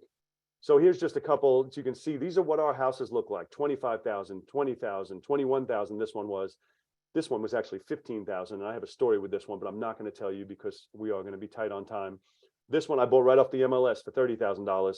This one I actually have a before and after picture because I drove by. This one was in my market. This is what it looked like when I sold it. And I had the picture when I drove by. I was like, wait a second, is that the same house? And they did all this. They poured all this concrete. They did a new roof. They did the new windows. They pulled off this thing that was in front of the door. They did all this work. I didn't spend $1. This is a $25,000 house to me. It's a $90,000 house to them. It's probably worth 160, 170 now, but they did all the work.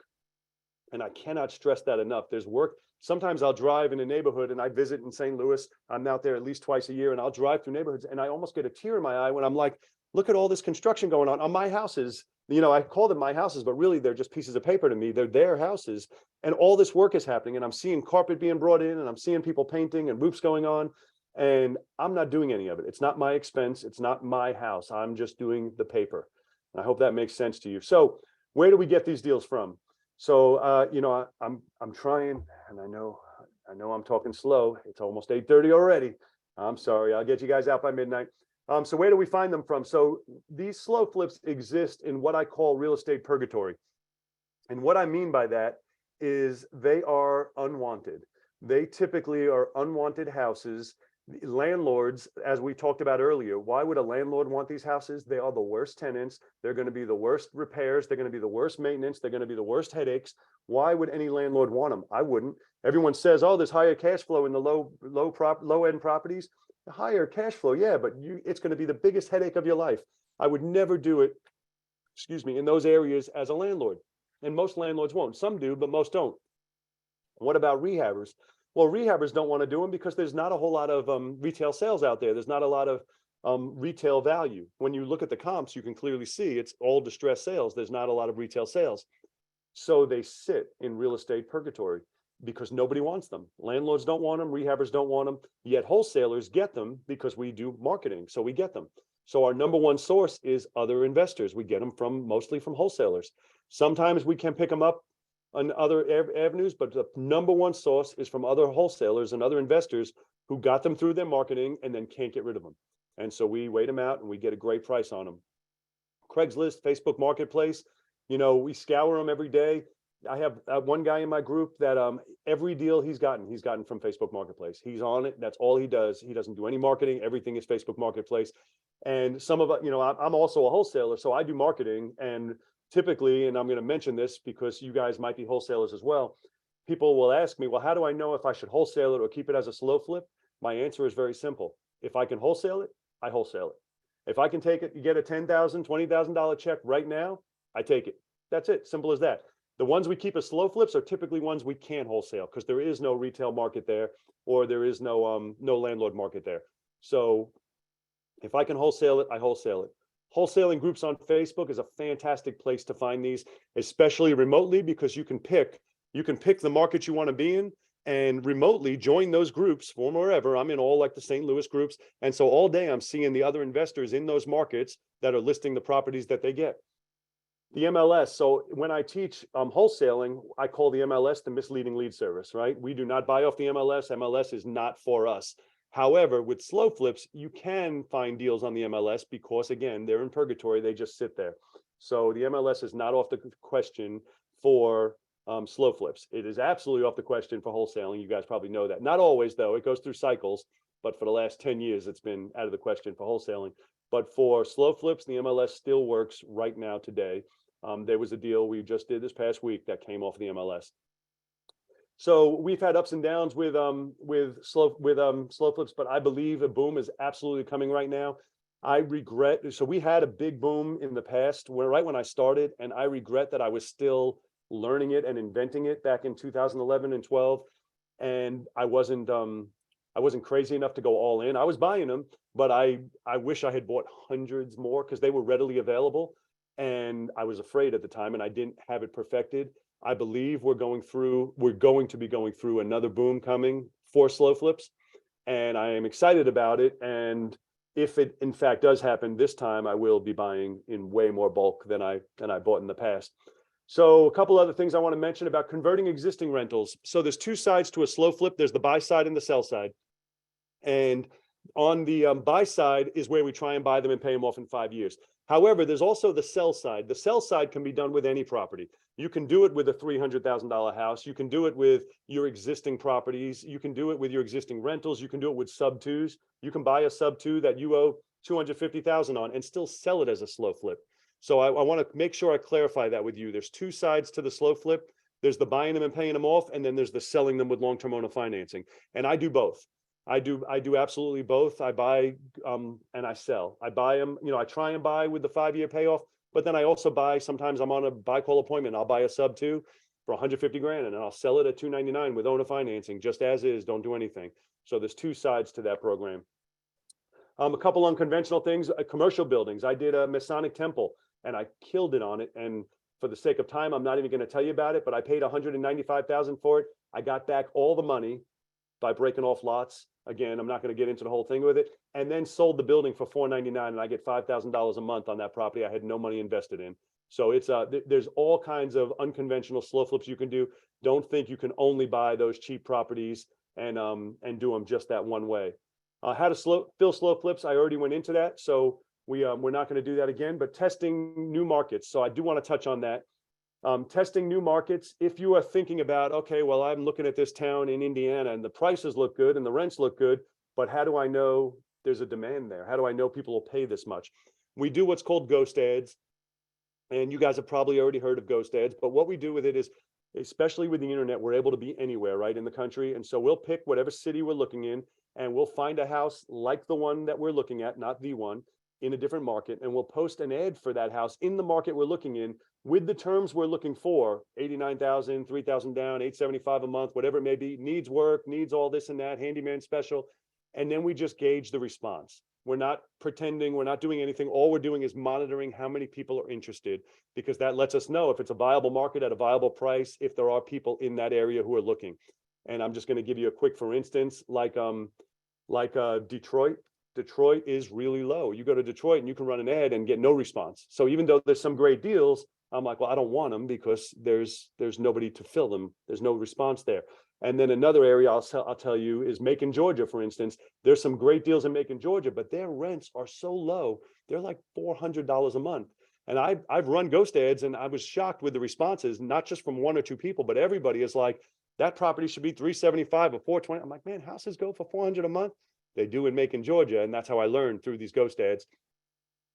So how to qualify a buyer. And I know I'm giving you guys a lot, but I'm trying to give you everything. So, bear with me if I'm running a little over time. How am I doing, Alexa? I know I'm over time. Is everybody going to be okay? All right. Well, I'm guessing you can hear me. Is everybody okay if you answer in the chat? Because I know hang in there, we're going to get into the Q&A and I think everyone will hold on real good. All right.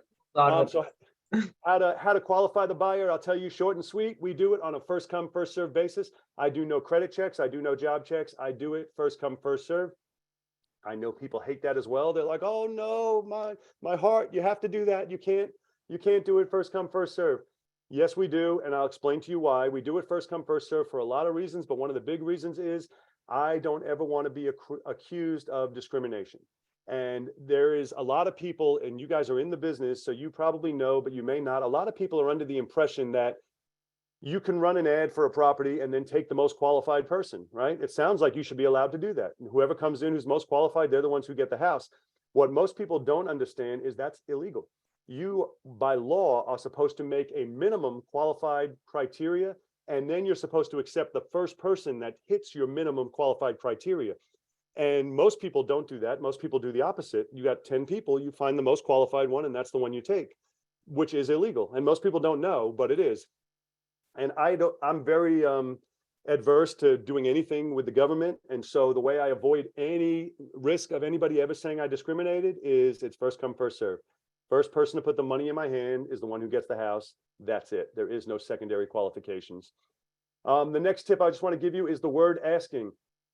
Eliminate the word asking from your vocabulary. And the reason is, when you see the word asking, if somebody says, I'm asking 5,000 down, what's the first thing you think? Well, if he's asking 5,000, it means he'll take less, right?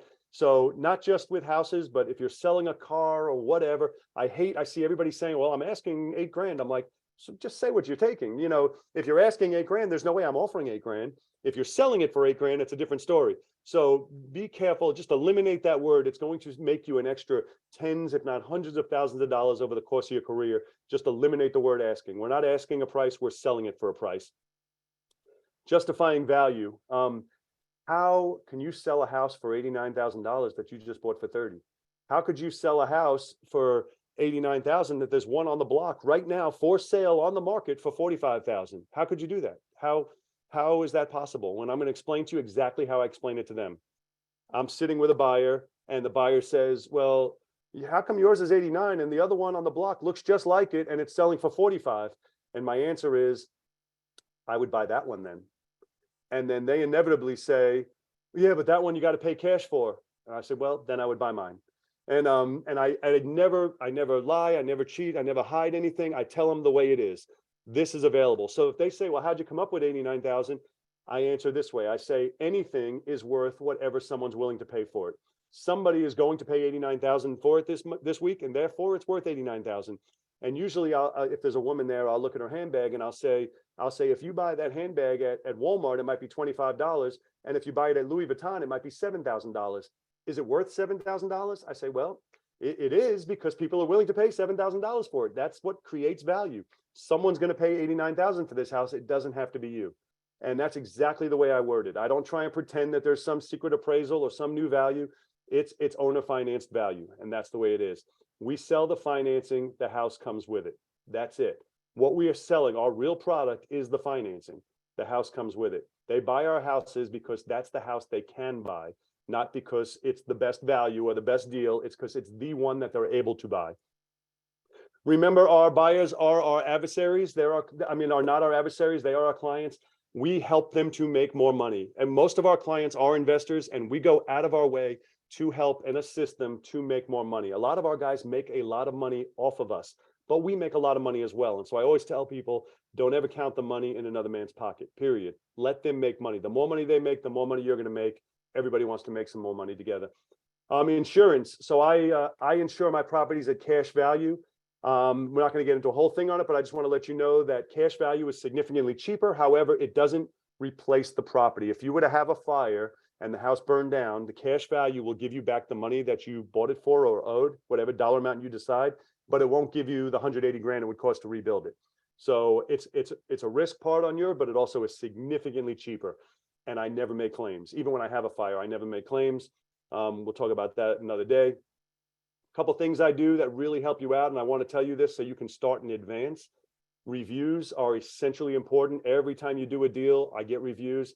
I have more reviews than anybody in my marketplace, and it helps your buyers to feel comfortable with you. I have all 5-star reviews. I take pictures with everybody that comes in. I take a picture of them with a key so that, in fact, they can see when they're there that other people have been there before them. It makes them comfortable. It makes them feel good. So they're no longer stressed that there's some kind of scam going on, or they have to worry about, is this guy going to still be here next week? This is a video of another property coming up. I'm going to skip it because I already showed you the inside of properties, and I don't want to keep you the rest of the night. So we raise money with private lenders. I have a system for raising money, but I want to explain to you what private money is. Basically, private lenders are just a person who wants to earn, who's earning 1% in the bank and wants to earn more, is happy to earn more. It's not what people think it is. Most people are like, oh, I know a private lending company, or there's a private, I got a list of private lenders. I'm like, well, if there's a list of them, they're not private. That's my answer to that. I'm like, if there's a list, it's not a private lender. If they have a website called privatelending.com, they're not private lenders.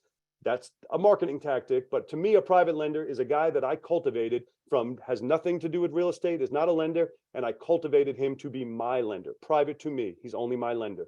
And I teach people a way to raise money with private lenders in a way that you could never be rejected. My guys in the group, just in this past week, have raised almost $700,000. I mean, it's amazing when you do it properly, how much money is out there, and then you can just do the deals.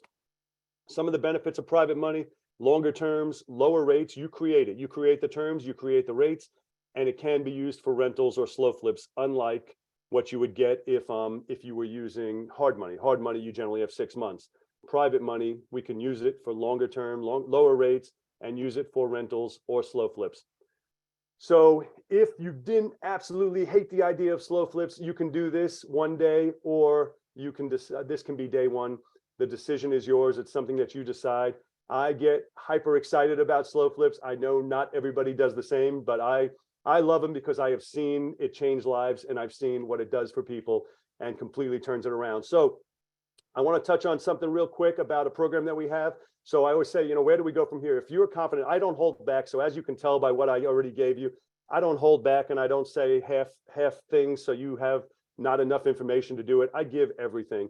So if you feel confident enough with everything that we've given you to run with it, then I say go ahead and run with it. You know how slow flips work.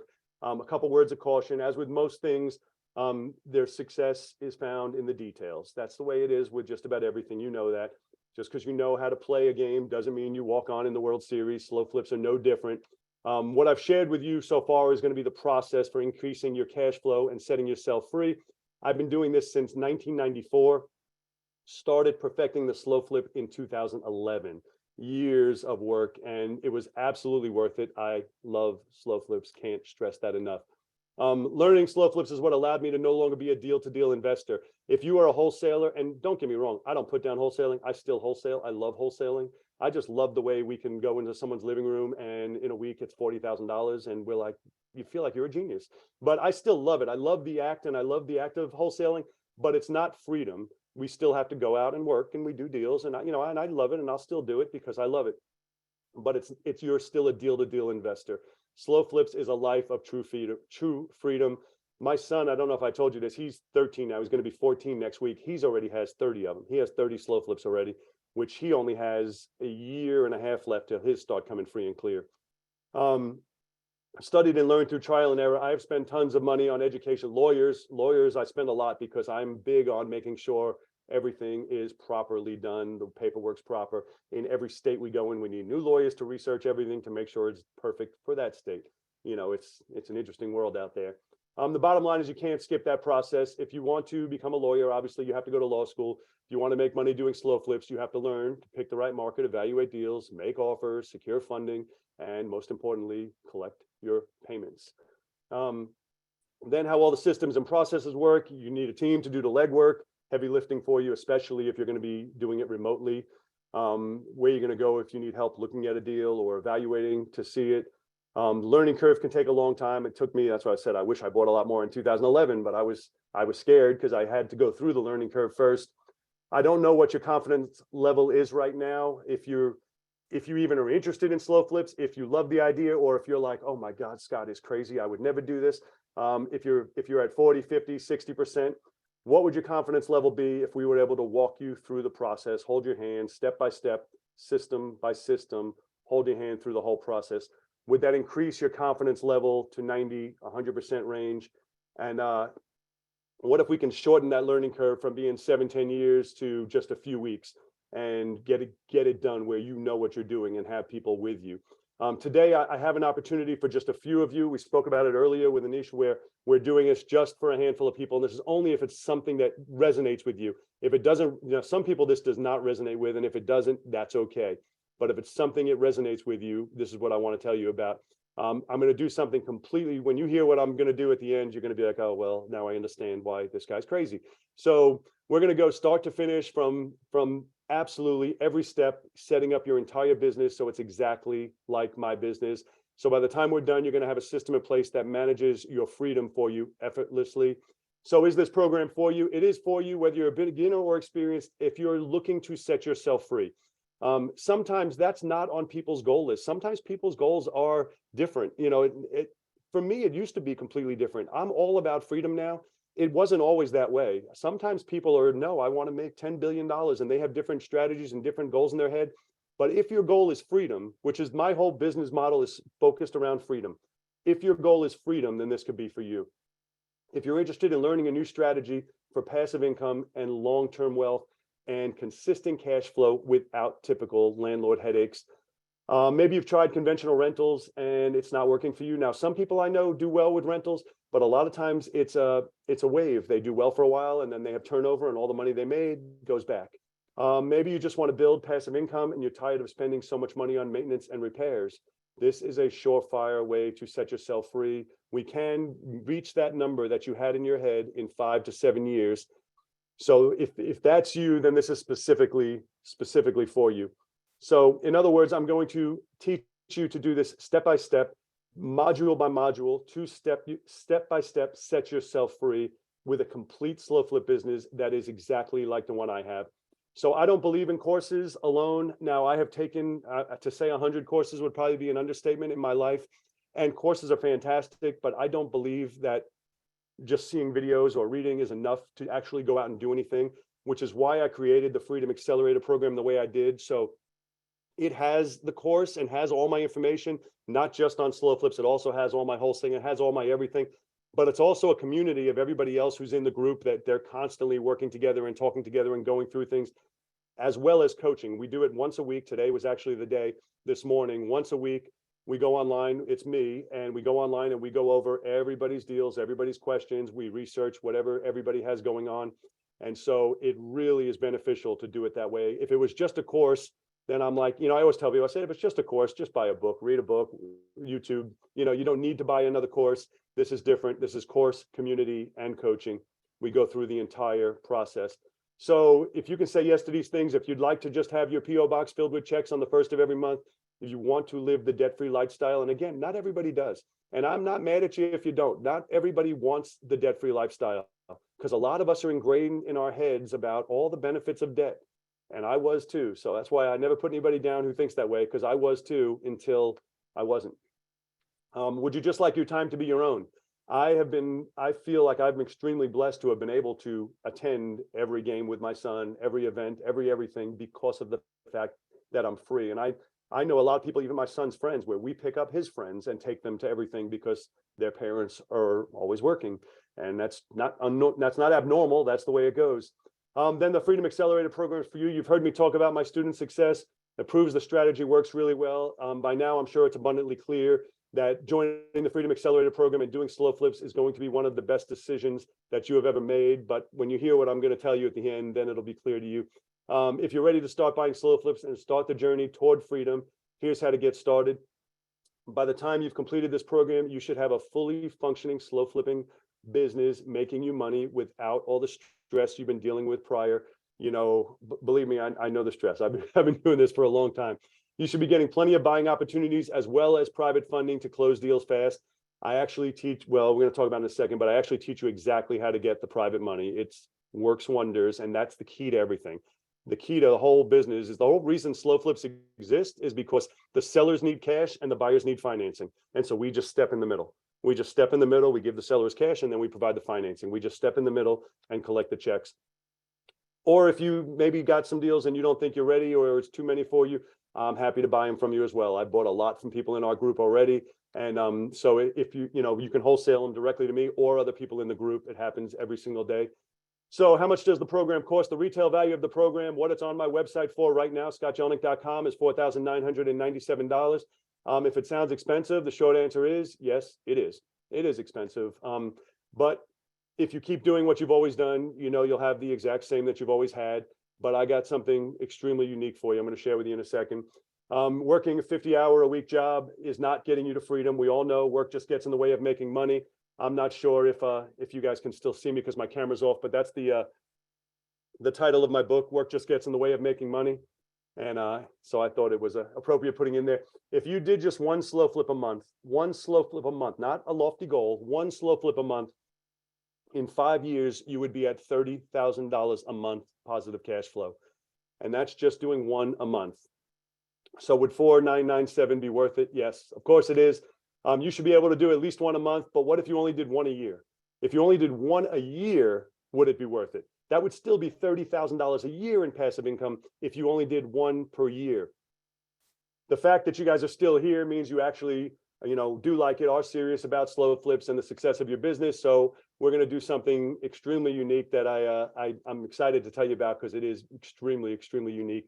One of my biggest thrills in my life, if you guys have followed me on social media, is when my people in my group set themselves free, send me posts and emails on deals that they've done. And that's my favorite part of this whole thing. So if you're willing to invest in yourself, I'm willing to invest in you. And so what we're going to do today is two different things. One is I'm going to give you guys who are on here tonight, up until midnight tonight, I'm going to give you a $2,500 discount. That's going to reduce it from $4,997 to just $2,497, or 3 payments of $997. But it gets even better than that. So for the next couple hours, I'm going to give you the $2,500 discount or 3 payments of $997. To put that into perspective, you just saw me demonstrate how you can make tens of thousands of dollars per month passively while enjoying your freedom. So would you invest $24.97 to acquire that same ability? I believe you would. I hope so. But again, it's going to get better than that. So with that being said, there's a small catch. The discount is only good for the next few hours. Actually, it's going to stay on till midnight tonight. And the reason is, and it's simple as I always say, because decisiveness is a trait that's shared by successful investors. It's not a big deal. To say no is okay, and that's a decision as well. You can say no, and that's a decision, and that's fine. But either way, I always tell people, I said, you got to make a decision. Either yes decision, no decision, either way is fine. But a decision is important. You can't drive a parked car. You can't build a business while sitting on a fence. So I want to help you get off the fence and decide to change your future. So I am giving something crazy, and that's why I want you to pay attention to this.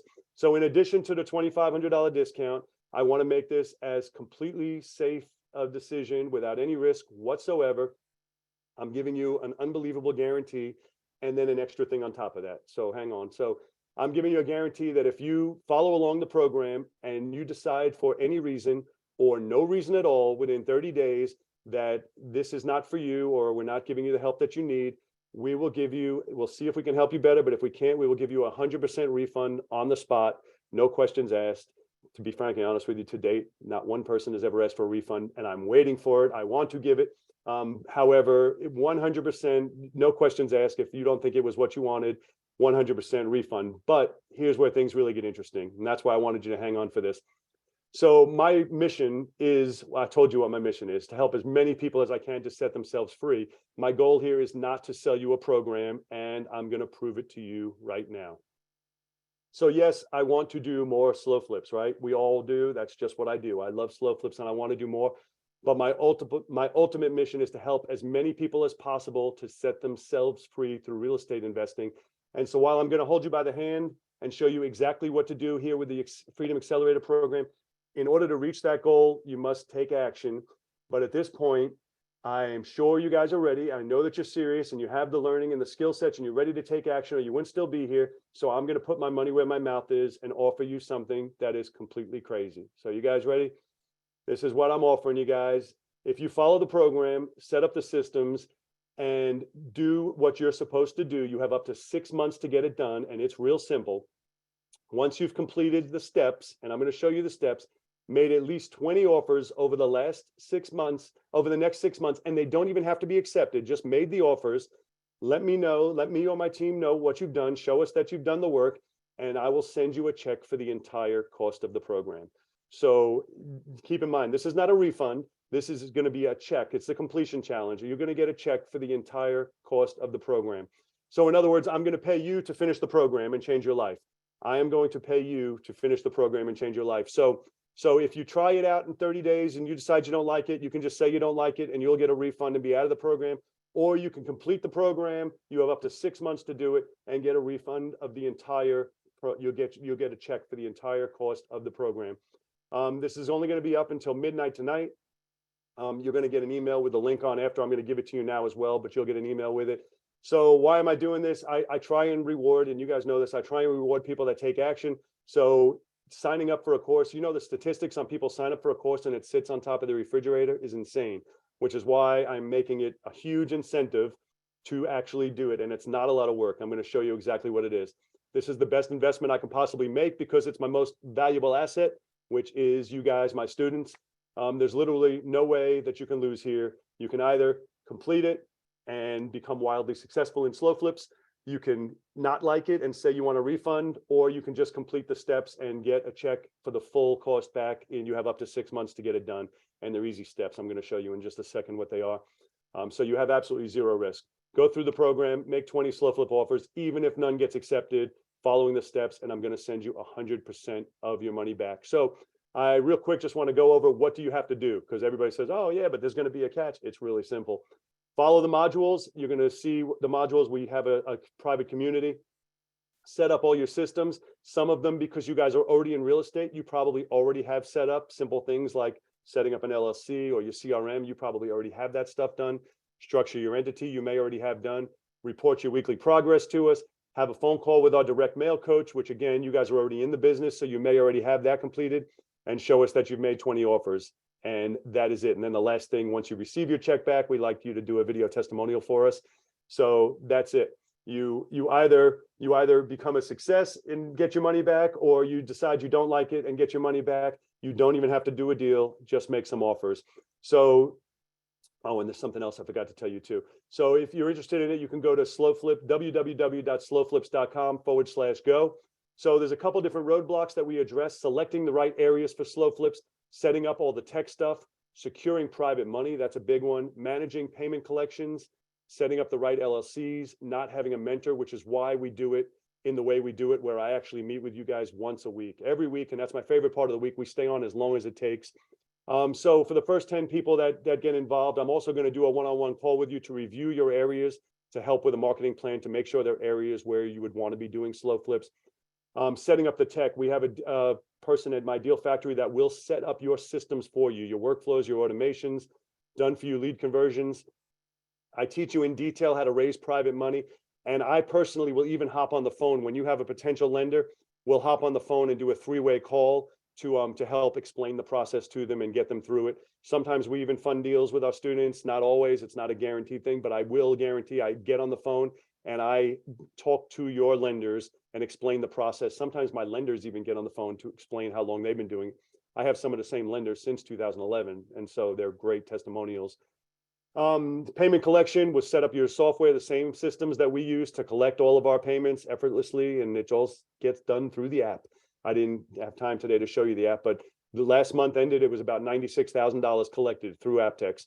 So I love the app, but we'll talk about that another time. Setting up your LLCs. You may already have LLCs. We have a team that will set up your LLCs for you for free. The only thing you would pay is your state filing fees, because obviously that's to the state, so that's necessary. I personally do weekly group coaching calls with everybody. We do it all together. If you miss a call or can't make it, you can submit your questions in advance and I still answer them for you in the program. Excuse me. We have a private community mastermind that is awesome. I set it up this way and hoped it was going to be as good as it is, and it is exceeding my expectations. Excuse me. Where everybody is working together. Somebody posted a question, like for the last 2 hours I've been with you, but I guarantee you somebody posted questions and other people in the group have already addressed it and handled it, which I love, that the more experienced people are helping the newer people now, and they're doing deals together, and it's been absolutely great. So here's a QR code for people who are tech savvy, QR code people, and I'm just going to give you a quick recap of exactly what it is. You can look over my shoulder and learn absolutely everything. $2,500 discount for being a fast action taker. It's normally $49.97. 6-month completion challenge. Complete the program within 6 months and get your investment back. Just do a testimonial video for me. That's all we ask. Schedule a one-on-one call so we will review your areas. Direct mail coach to pull effective list and developing your marketing campaigns. My deal factory, done for you lead conversion, which is awesome. Weekly calls with myself. We have a private community mastermind, a free LLC for your SlowFlip business. Oh, and the last thing I forgot to tell you guys is once a year, we do a Freedom Accelerator Summit. And we charge $2,000 a ticket for that. But the people in my program, we give them a free ticket for it. So absolutely zero expense. The next one is going to be the 3 days in January, the last 3 days in January, last Friday, Saturday, and Sunday of January of 2024. So we got plenty of time till it comes. But you guys that are in it get an absolutely free ticket for that as well. So I'm sorry, I know I went way over time. So there's the QR code. And I know that we had Q&A that I did not address because I was not tech savvy enough to find where the box was. So Alexa, go ahead and hit me with the questions. Absolutely, you guys, just so you guys know, this entire monthly meeting tonight was recorded and will be posted to our YouTube channel within 48 hours, just so you all know. And go ahead and scan this link that you see on the screen, or as you see here, www.slowflips.com/go. I will send you all a thank you email as well after the webinar ends. So look out for my email. It'll be coming from me, Alexa at bpmria.com. So you guys have a ton of questions. If you guys end up having more questions, I will be sending all of you Scott's contact information. Scott gave me permission. So you guys will have his contact information. Just look out for my thank you email that I'll send you after the webinar, with the whole breakdown, and all of your bonuses and everything will be in there. So look out for that. And the replay will be available soon.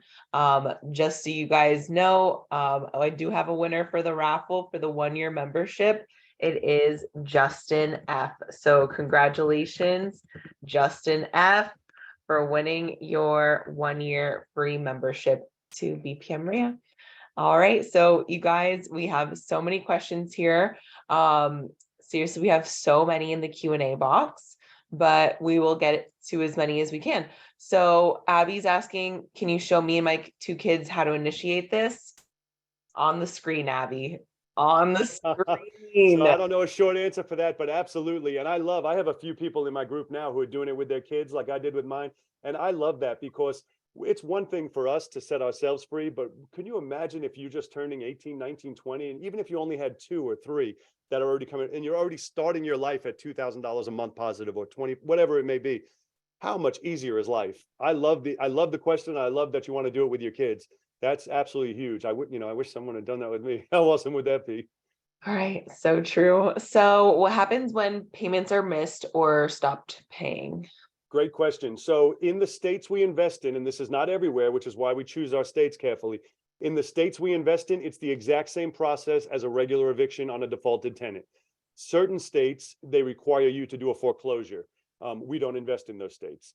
Like, we won't invest in New York, even though, there are deals that work in New York and upstate New York, but we won't invest there because of their laws are so tenant friendly and not landlord friendly. So we won't invest there. So we only invest in states that are landlord friendly, and they treat them just like a tenant eviction if they were to default. All righty, so that brings me to, how do you protect against your buyer not paying property tax liens? Great question. And I cut out some slides because I was told I had to really get you off by midnight. We include the property taxes in their payment. So we pay the taxes. And I always tell people, I told you guys already, how do I come up with everything I do? I learned the hard way. I used to let them pay. And guess what happened? They didn't. And they didn't pay. And so ultimately it has to be paid because it stays with the property. So what I started doing is I have it sent into me with the payment, and then I make the payments to the property tax. Awesome. So, obviously it's tough to find 30K houses, may be impossible in the Tri-County area, but what states are you finding them in? I know that you can probably find them like closer in the panhandle here, but what states are you finding those 30K? So in Florida, there are only a couple areas where they work, and they're hard. And that's like in Jacksonville, they work. They used to work a lot better. I regret not buying them then, but now after that last run up we had, they're hard to find. Florida, I really don't. I mean, the sell side you can do in Florida, but the buy side to pay them off in 5 years is going to be really challenging. So right now I'm just in a few states. I do in Virginia right now. I do in Illinois. I do in Missouri, and I do in Indiana. And we have a lot of people in our group, and I don't force anybody to do anything, but I like the people that are looking for a virtual market to try and go into the same virtual markets that we're in. And the reason is, now we have infrastructure. We have the same guy who can put on a lockbox and take pictures on mine that can do yours, because we are in the same markets. So Right. I have one guy now who wants to buy in Louisville, and he's going to be the only one out there. Not that there's anything wrong with it, but we have no infrastructure there. So I always recommend my people, I'm like, well, why not buy in the same areas? There's an abundance of them where we are. Buy in the same areas, and now we have people to handle all your stuff. Right. Okay. If I have to record contract for deed and people don't pay, how long and how much money to foreclose? So even when you record, we don't foreclose. So it depends on the state. And I'm going to give you a for instance. In Ohio, as a for instance, after they're there 5 years, they require you to foreclose. So it costs about $5,000 to do a foreclosure. But in the other states that require recording, like Illinois, North Carolina, the only thing that means is you record it, and then if they default, you record the termination. You don't have to do a foreclosure. You're not recording a deed, you're just recording the agreement for deed. So if in fact they defaulted, now you just record the termination of the agreement for deed. It's not a foreclosure. Got it. So when buying out of state, what happens when there's a problem with the house or the tenant? So we never see the houses. So the only problem that we could have would be a non-payment issue. And if it's a non-payment issue, we have, like in St. Louis, for instance, we have an attorney and he charges us $250, which I think is pretty cheap. And he does everything. And 9 out of 10 times, we very rarely ever do an eviction. 9 out of 10 times when somebody gets filed on, then they know it's real, then they come up with the money, they pay, and they're current. We very, very rarely ever actually have to do an eviction. And the reason is, even during COVID, when nobody was paying, our people were paying because they renovated the house and they have an investment. So unlike a tenant who was like, you guys can't evict me. Our people were like, yeah, well, we can't evict them right now, but they're going to lose the house if they don't pay. So we had very, very small amount of turnover. Right, that makes sense. So that brings us to another question that says, what about the cost and other expenses? Like who pays for those? What expenses? Because we have none. Our expense is just the property. Closure, so like that rarely happens. So yeah, we really don't have expenses. We operate just like a bank. We don't have leaks or roofs or toilets or any of that stuff. We always joke, you guys know, with landlording, they always say it's tenants, toilets, and turnover, right? And I always say, well, with SlowFlips, it's travel, tacos, and tequila. The 3 T's. I'm like, that's SlowFlips is a whole different world than landlording. seriously. Gosh, okay. So a lot of these questions are getting answered by these questions. So, all right, let's see. Obviously, like you have your people in your areas, but if you're moving to another place, how are you finding these people to check out the properties that you're not in the area? So we have a system for that, but I'll give you the short version. We generally find our people in the Facebook groups. There's wholesaler groups. Really, you guys are probably in them already. And we pick when you pick your target market, and let's say St. Louis, and then you join all of the local real estate investor groups in that market. And then it's as simple as, I need someone to put on a lockbox. I'm paying $200. Put a lockbox, take pictures or whatever, and you'll get 20 people to respond. And then you pick the one that resonates with you. And if you get a good one, you keep them. Generally, we share them within the group because we have a good one. We keep them. But and if it's bad, then you'd run another ad, and it's free, and you run another post, and you'll pick a different person on the next one. But Yeah. that's really changed the game for virtual investing, that Facebook marketplace, not marketplace, I'm sorry, Facebook groups, Yeah. because you can be in any city and just talk to people in that city. Yep, that's how our mentors have done virtual wholesaling as well. So it's so true. So we have a question. If you're operating exactly as a bank, does that mean you have to follow the same rules and laws that the banks do? Do you have to get any specific type of certification or licenses from the government? No, we no government, no certifications. So the rules that we do have to follow, and this is what I was saying earlier, is there's laws that they came out with during Obama era, that Dodd-Frank, I don't know if you guys remember that. They came out with Dodd-Frank. Now today, 90% of Dodd-Frank has been repealed, but I'm not smart enough to know which 90%, so I just follow it anyway, even though nothing's ever happened with it. And the Dodd-Frank rules were that you can only own or finance 3 properties per entity per year, without going through underwriting. 2 homeowners, but you can do an unlimited amount to investors. So we target investors. It's funny because I started targeting investors because of Dodd-Frank, and it became so profitable that now I'm like, I don't even care about, even if that part of Dodd-Frank's gone, I still prefer investors. And the reason is, if a house is vacant, we still get paid. If a house needs a new air conditioning unit, we still get paid. When it's a homeowner, it's a major stress on them if something big had to be done. But with an investor, that's just their business plan. It was 2005 Scott's plan. We just do all the work and we send it to Mr. Burns. But in this scenario, we're Mr. Burns. We're just sitting here going, go ahead, do the air conditioning, collect, it's vacant. Sorry, tough times, but you still got to make your payment. And I'm no different than a bank would be. And so, that's what I love about it. We just operate, we just collect payments. I have houses that I've never seen. I don't care to ever see. I they're just numbers to me. They're pieces of paper, which I know it blows people's brains because we're, a lot of people are ingrained to love their houses and paint their door red, and they just, have pride in it. And I used to be that way, but now they're just numbers. They're just addresses and pieces of paper. Yeah, I hear you. I hear you. So, okay, a couple more. Where do you get the 12% 5-year financing just starting out? So we raise it. So, and that's we didn't get deep into it today, but we teach how to raise private money. We start off with your inner circle, and everybody's like, nobody I know has money. I said, I know there's a system for doing it, even though that they don't have money. I teach a system where you can't be rejected.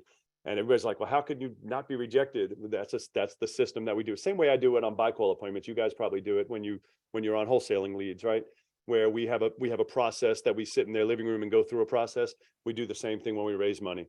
So it makes it's not it's nothing's guaranteed. It's not a no-brainer, but you still have to follow the process. And there's plenty of money out there, especially when we pay these ridiculous rates. People think it's crazy we pay 12%, and I'm like, we don't pay it. Our buyer pays it. So I'm fine with it. Yeah, I hear you. Yeah, we have a cash buyers list of our own. So yeah, we got lots of people in this network. Let's see. What do you do to pay the boots on the ground? So I pay a lot more than a lot of people do. We give them $200, and I'll give them $200 to not just do one thing, but I give it to them to go and take pictures and video, to put a lockbox on the door, and put signs around the neighborhood. And that's it. They do those 3 things, and we give them $200. Whew, okay. What about mold, roof? What would you still buy? Would you still buy and sell houses without taking care of it? So it's not our job to take care of it. It's the buyer's job to take care of it. We're just the bank. So you can pose that same question to Bank of America and say, well, are they going to foreclose on a house and sell it again without taking care of it? Well, yeah, that's what they do. It's not their job to do it. They're just in finance. It's the buyer's job to make it rent ready. If you're in an area that has a certificate of occupancy law, then they are going to have to do all the work that makes it comply with the city to be occupied. We don't have to do it, but they're going to have to do it before it can be occupied. We're just the paper. We're just processing papers. But yes, it's going to have to be repaired. It's going to have to be up to code to be occupied, to be within the law of the city. And I always tell people, I say, we don't make the restrictions. We have to comply with whatever the laws are. If the state says you can have a pet tiger, you can have a pet tiger. Don't call me and ask. That's not our end of the business. Okay, one more question. Are there any other out-of-pocket expenses besides setting up LLC, paying lockbox, and the sign person? So out of pocket, it depends on your price point you buy them for. So like if you bought a property for 30, it depends on how you raise money also. If you bought a property for 32 and you only raised it at 30, then yes, you would pay the difference. But again, if you raised it at 30 and you only borrowed 20, you get the difference. Then, and you'll understand when I teach you the raising money, why we do it that way. We do it as a set amount each loan instead of this property's 22 grand, this one's 28 grand. We borrow a set amount on every single loan intentionally. Barring that, you have little expenses, but you may, and again, I don't know you guys, but you may already have these covered, like your CRM, you may already have one. Your marketing that you're doing for your wholesale business, you may do the same marketing. You may not you don't have to do marketing for SlowFlips because you can just buy them from other wholesalers, so that you don't have to spend money. Some people still do because they like the wholesales that come in every now and then too. That offsets their cost. And I got guys who buy SlowFlips and wholesale them within the group. So they're making money wholesaling them. And I buy them from them too. I bought one this past week from another guy in the group who was wholesaling it. I don't mind, as long as the numbers work for me. I don't mind if everyone makes money. I have a big rule, which I may have said a couple times in this, which is don't count the money in another man's pocket. I am very big on everybody making money. And so I'm not one of those that's like, get mad when somebody wholesales me something and I see what they made. I couldn't care less. I bought a property in St. Louis for 17 grand, which I thought was a steal. It was a steal. I shouldn't say I thought. And when I finally got to settlement, it was double wholesale to me. The first wholesaler got it for like 6 grand. And then he wholesaled it to a guy who then wholesaled it to me. And I still was getting a steal at 17 grand, and it was double wholesaled. I'm like, man, they got it for $5,000 or $6,000. I was like, that was crazy. But everybody can make money. Oh my gosh, that is The wild. idea of houses being in this price point, like you guys that don't know any of this might be like, Scott's making it up. Houses don't exist in that price range, right? I'm telling you, when you hang up with me, just go on Zillow and type in like St. Louis houses 30,000 or under, and you're going to be shocked with some of the stuff you see. You're going to just look at them and be like, oh my God, look at this, a beautiful ranch, everything about it. And you're like, it's 25 grand is the asking price. It's crazy. Oh my gosh, Scott, thank you so much. That was amazing. You opened our eyes. I'm sorry I ran so far over. I tried to talk fast, but I didn't even come close to 8:30.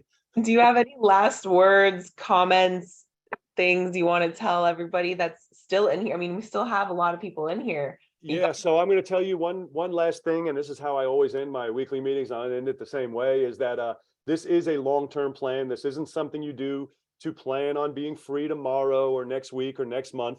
This is why I make people put it on paper, creating your future vision.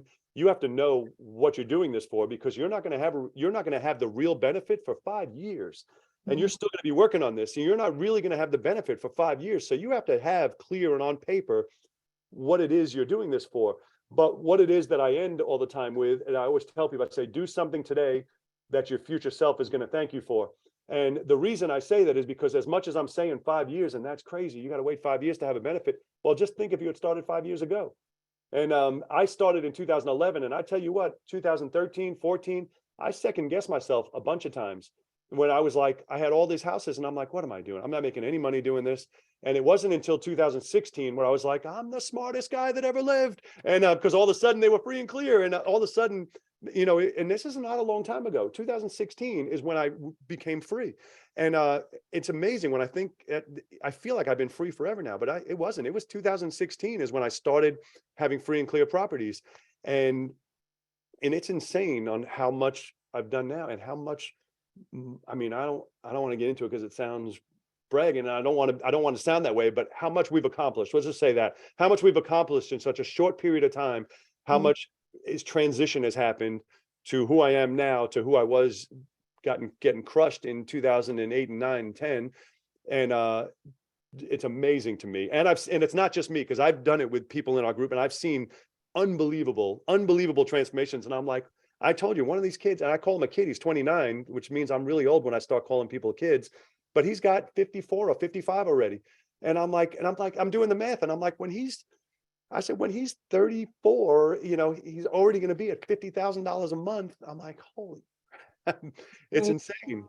That is insane. Oh my gosh, Scott. Okay, guys, you guys look out for my thank you email. I will be sending you guys the link. I will be sending you Scott's contact information.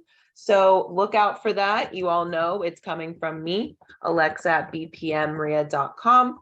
If for any reason you don't get my email in the next 5 minutes, please reach out to me. I'll be more than happy to send you Scott's information and get you on with Scott. Oh gosh, that was so awesome. It was so great having you. Thank you. Thank you. I had fun. I wish I was able to see everybody's faces. It's always awkward when I can't see you, but I'll see you guys soon. I know. Hopefully we get to have you maybe in person next year. We'll see. I'll have to talk to Anish. That would be awesome. Sure thing. I would love that.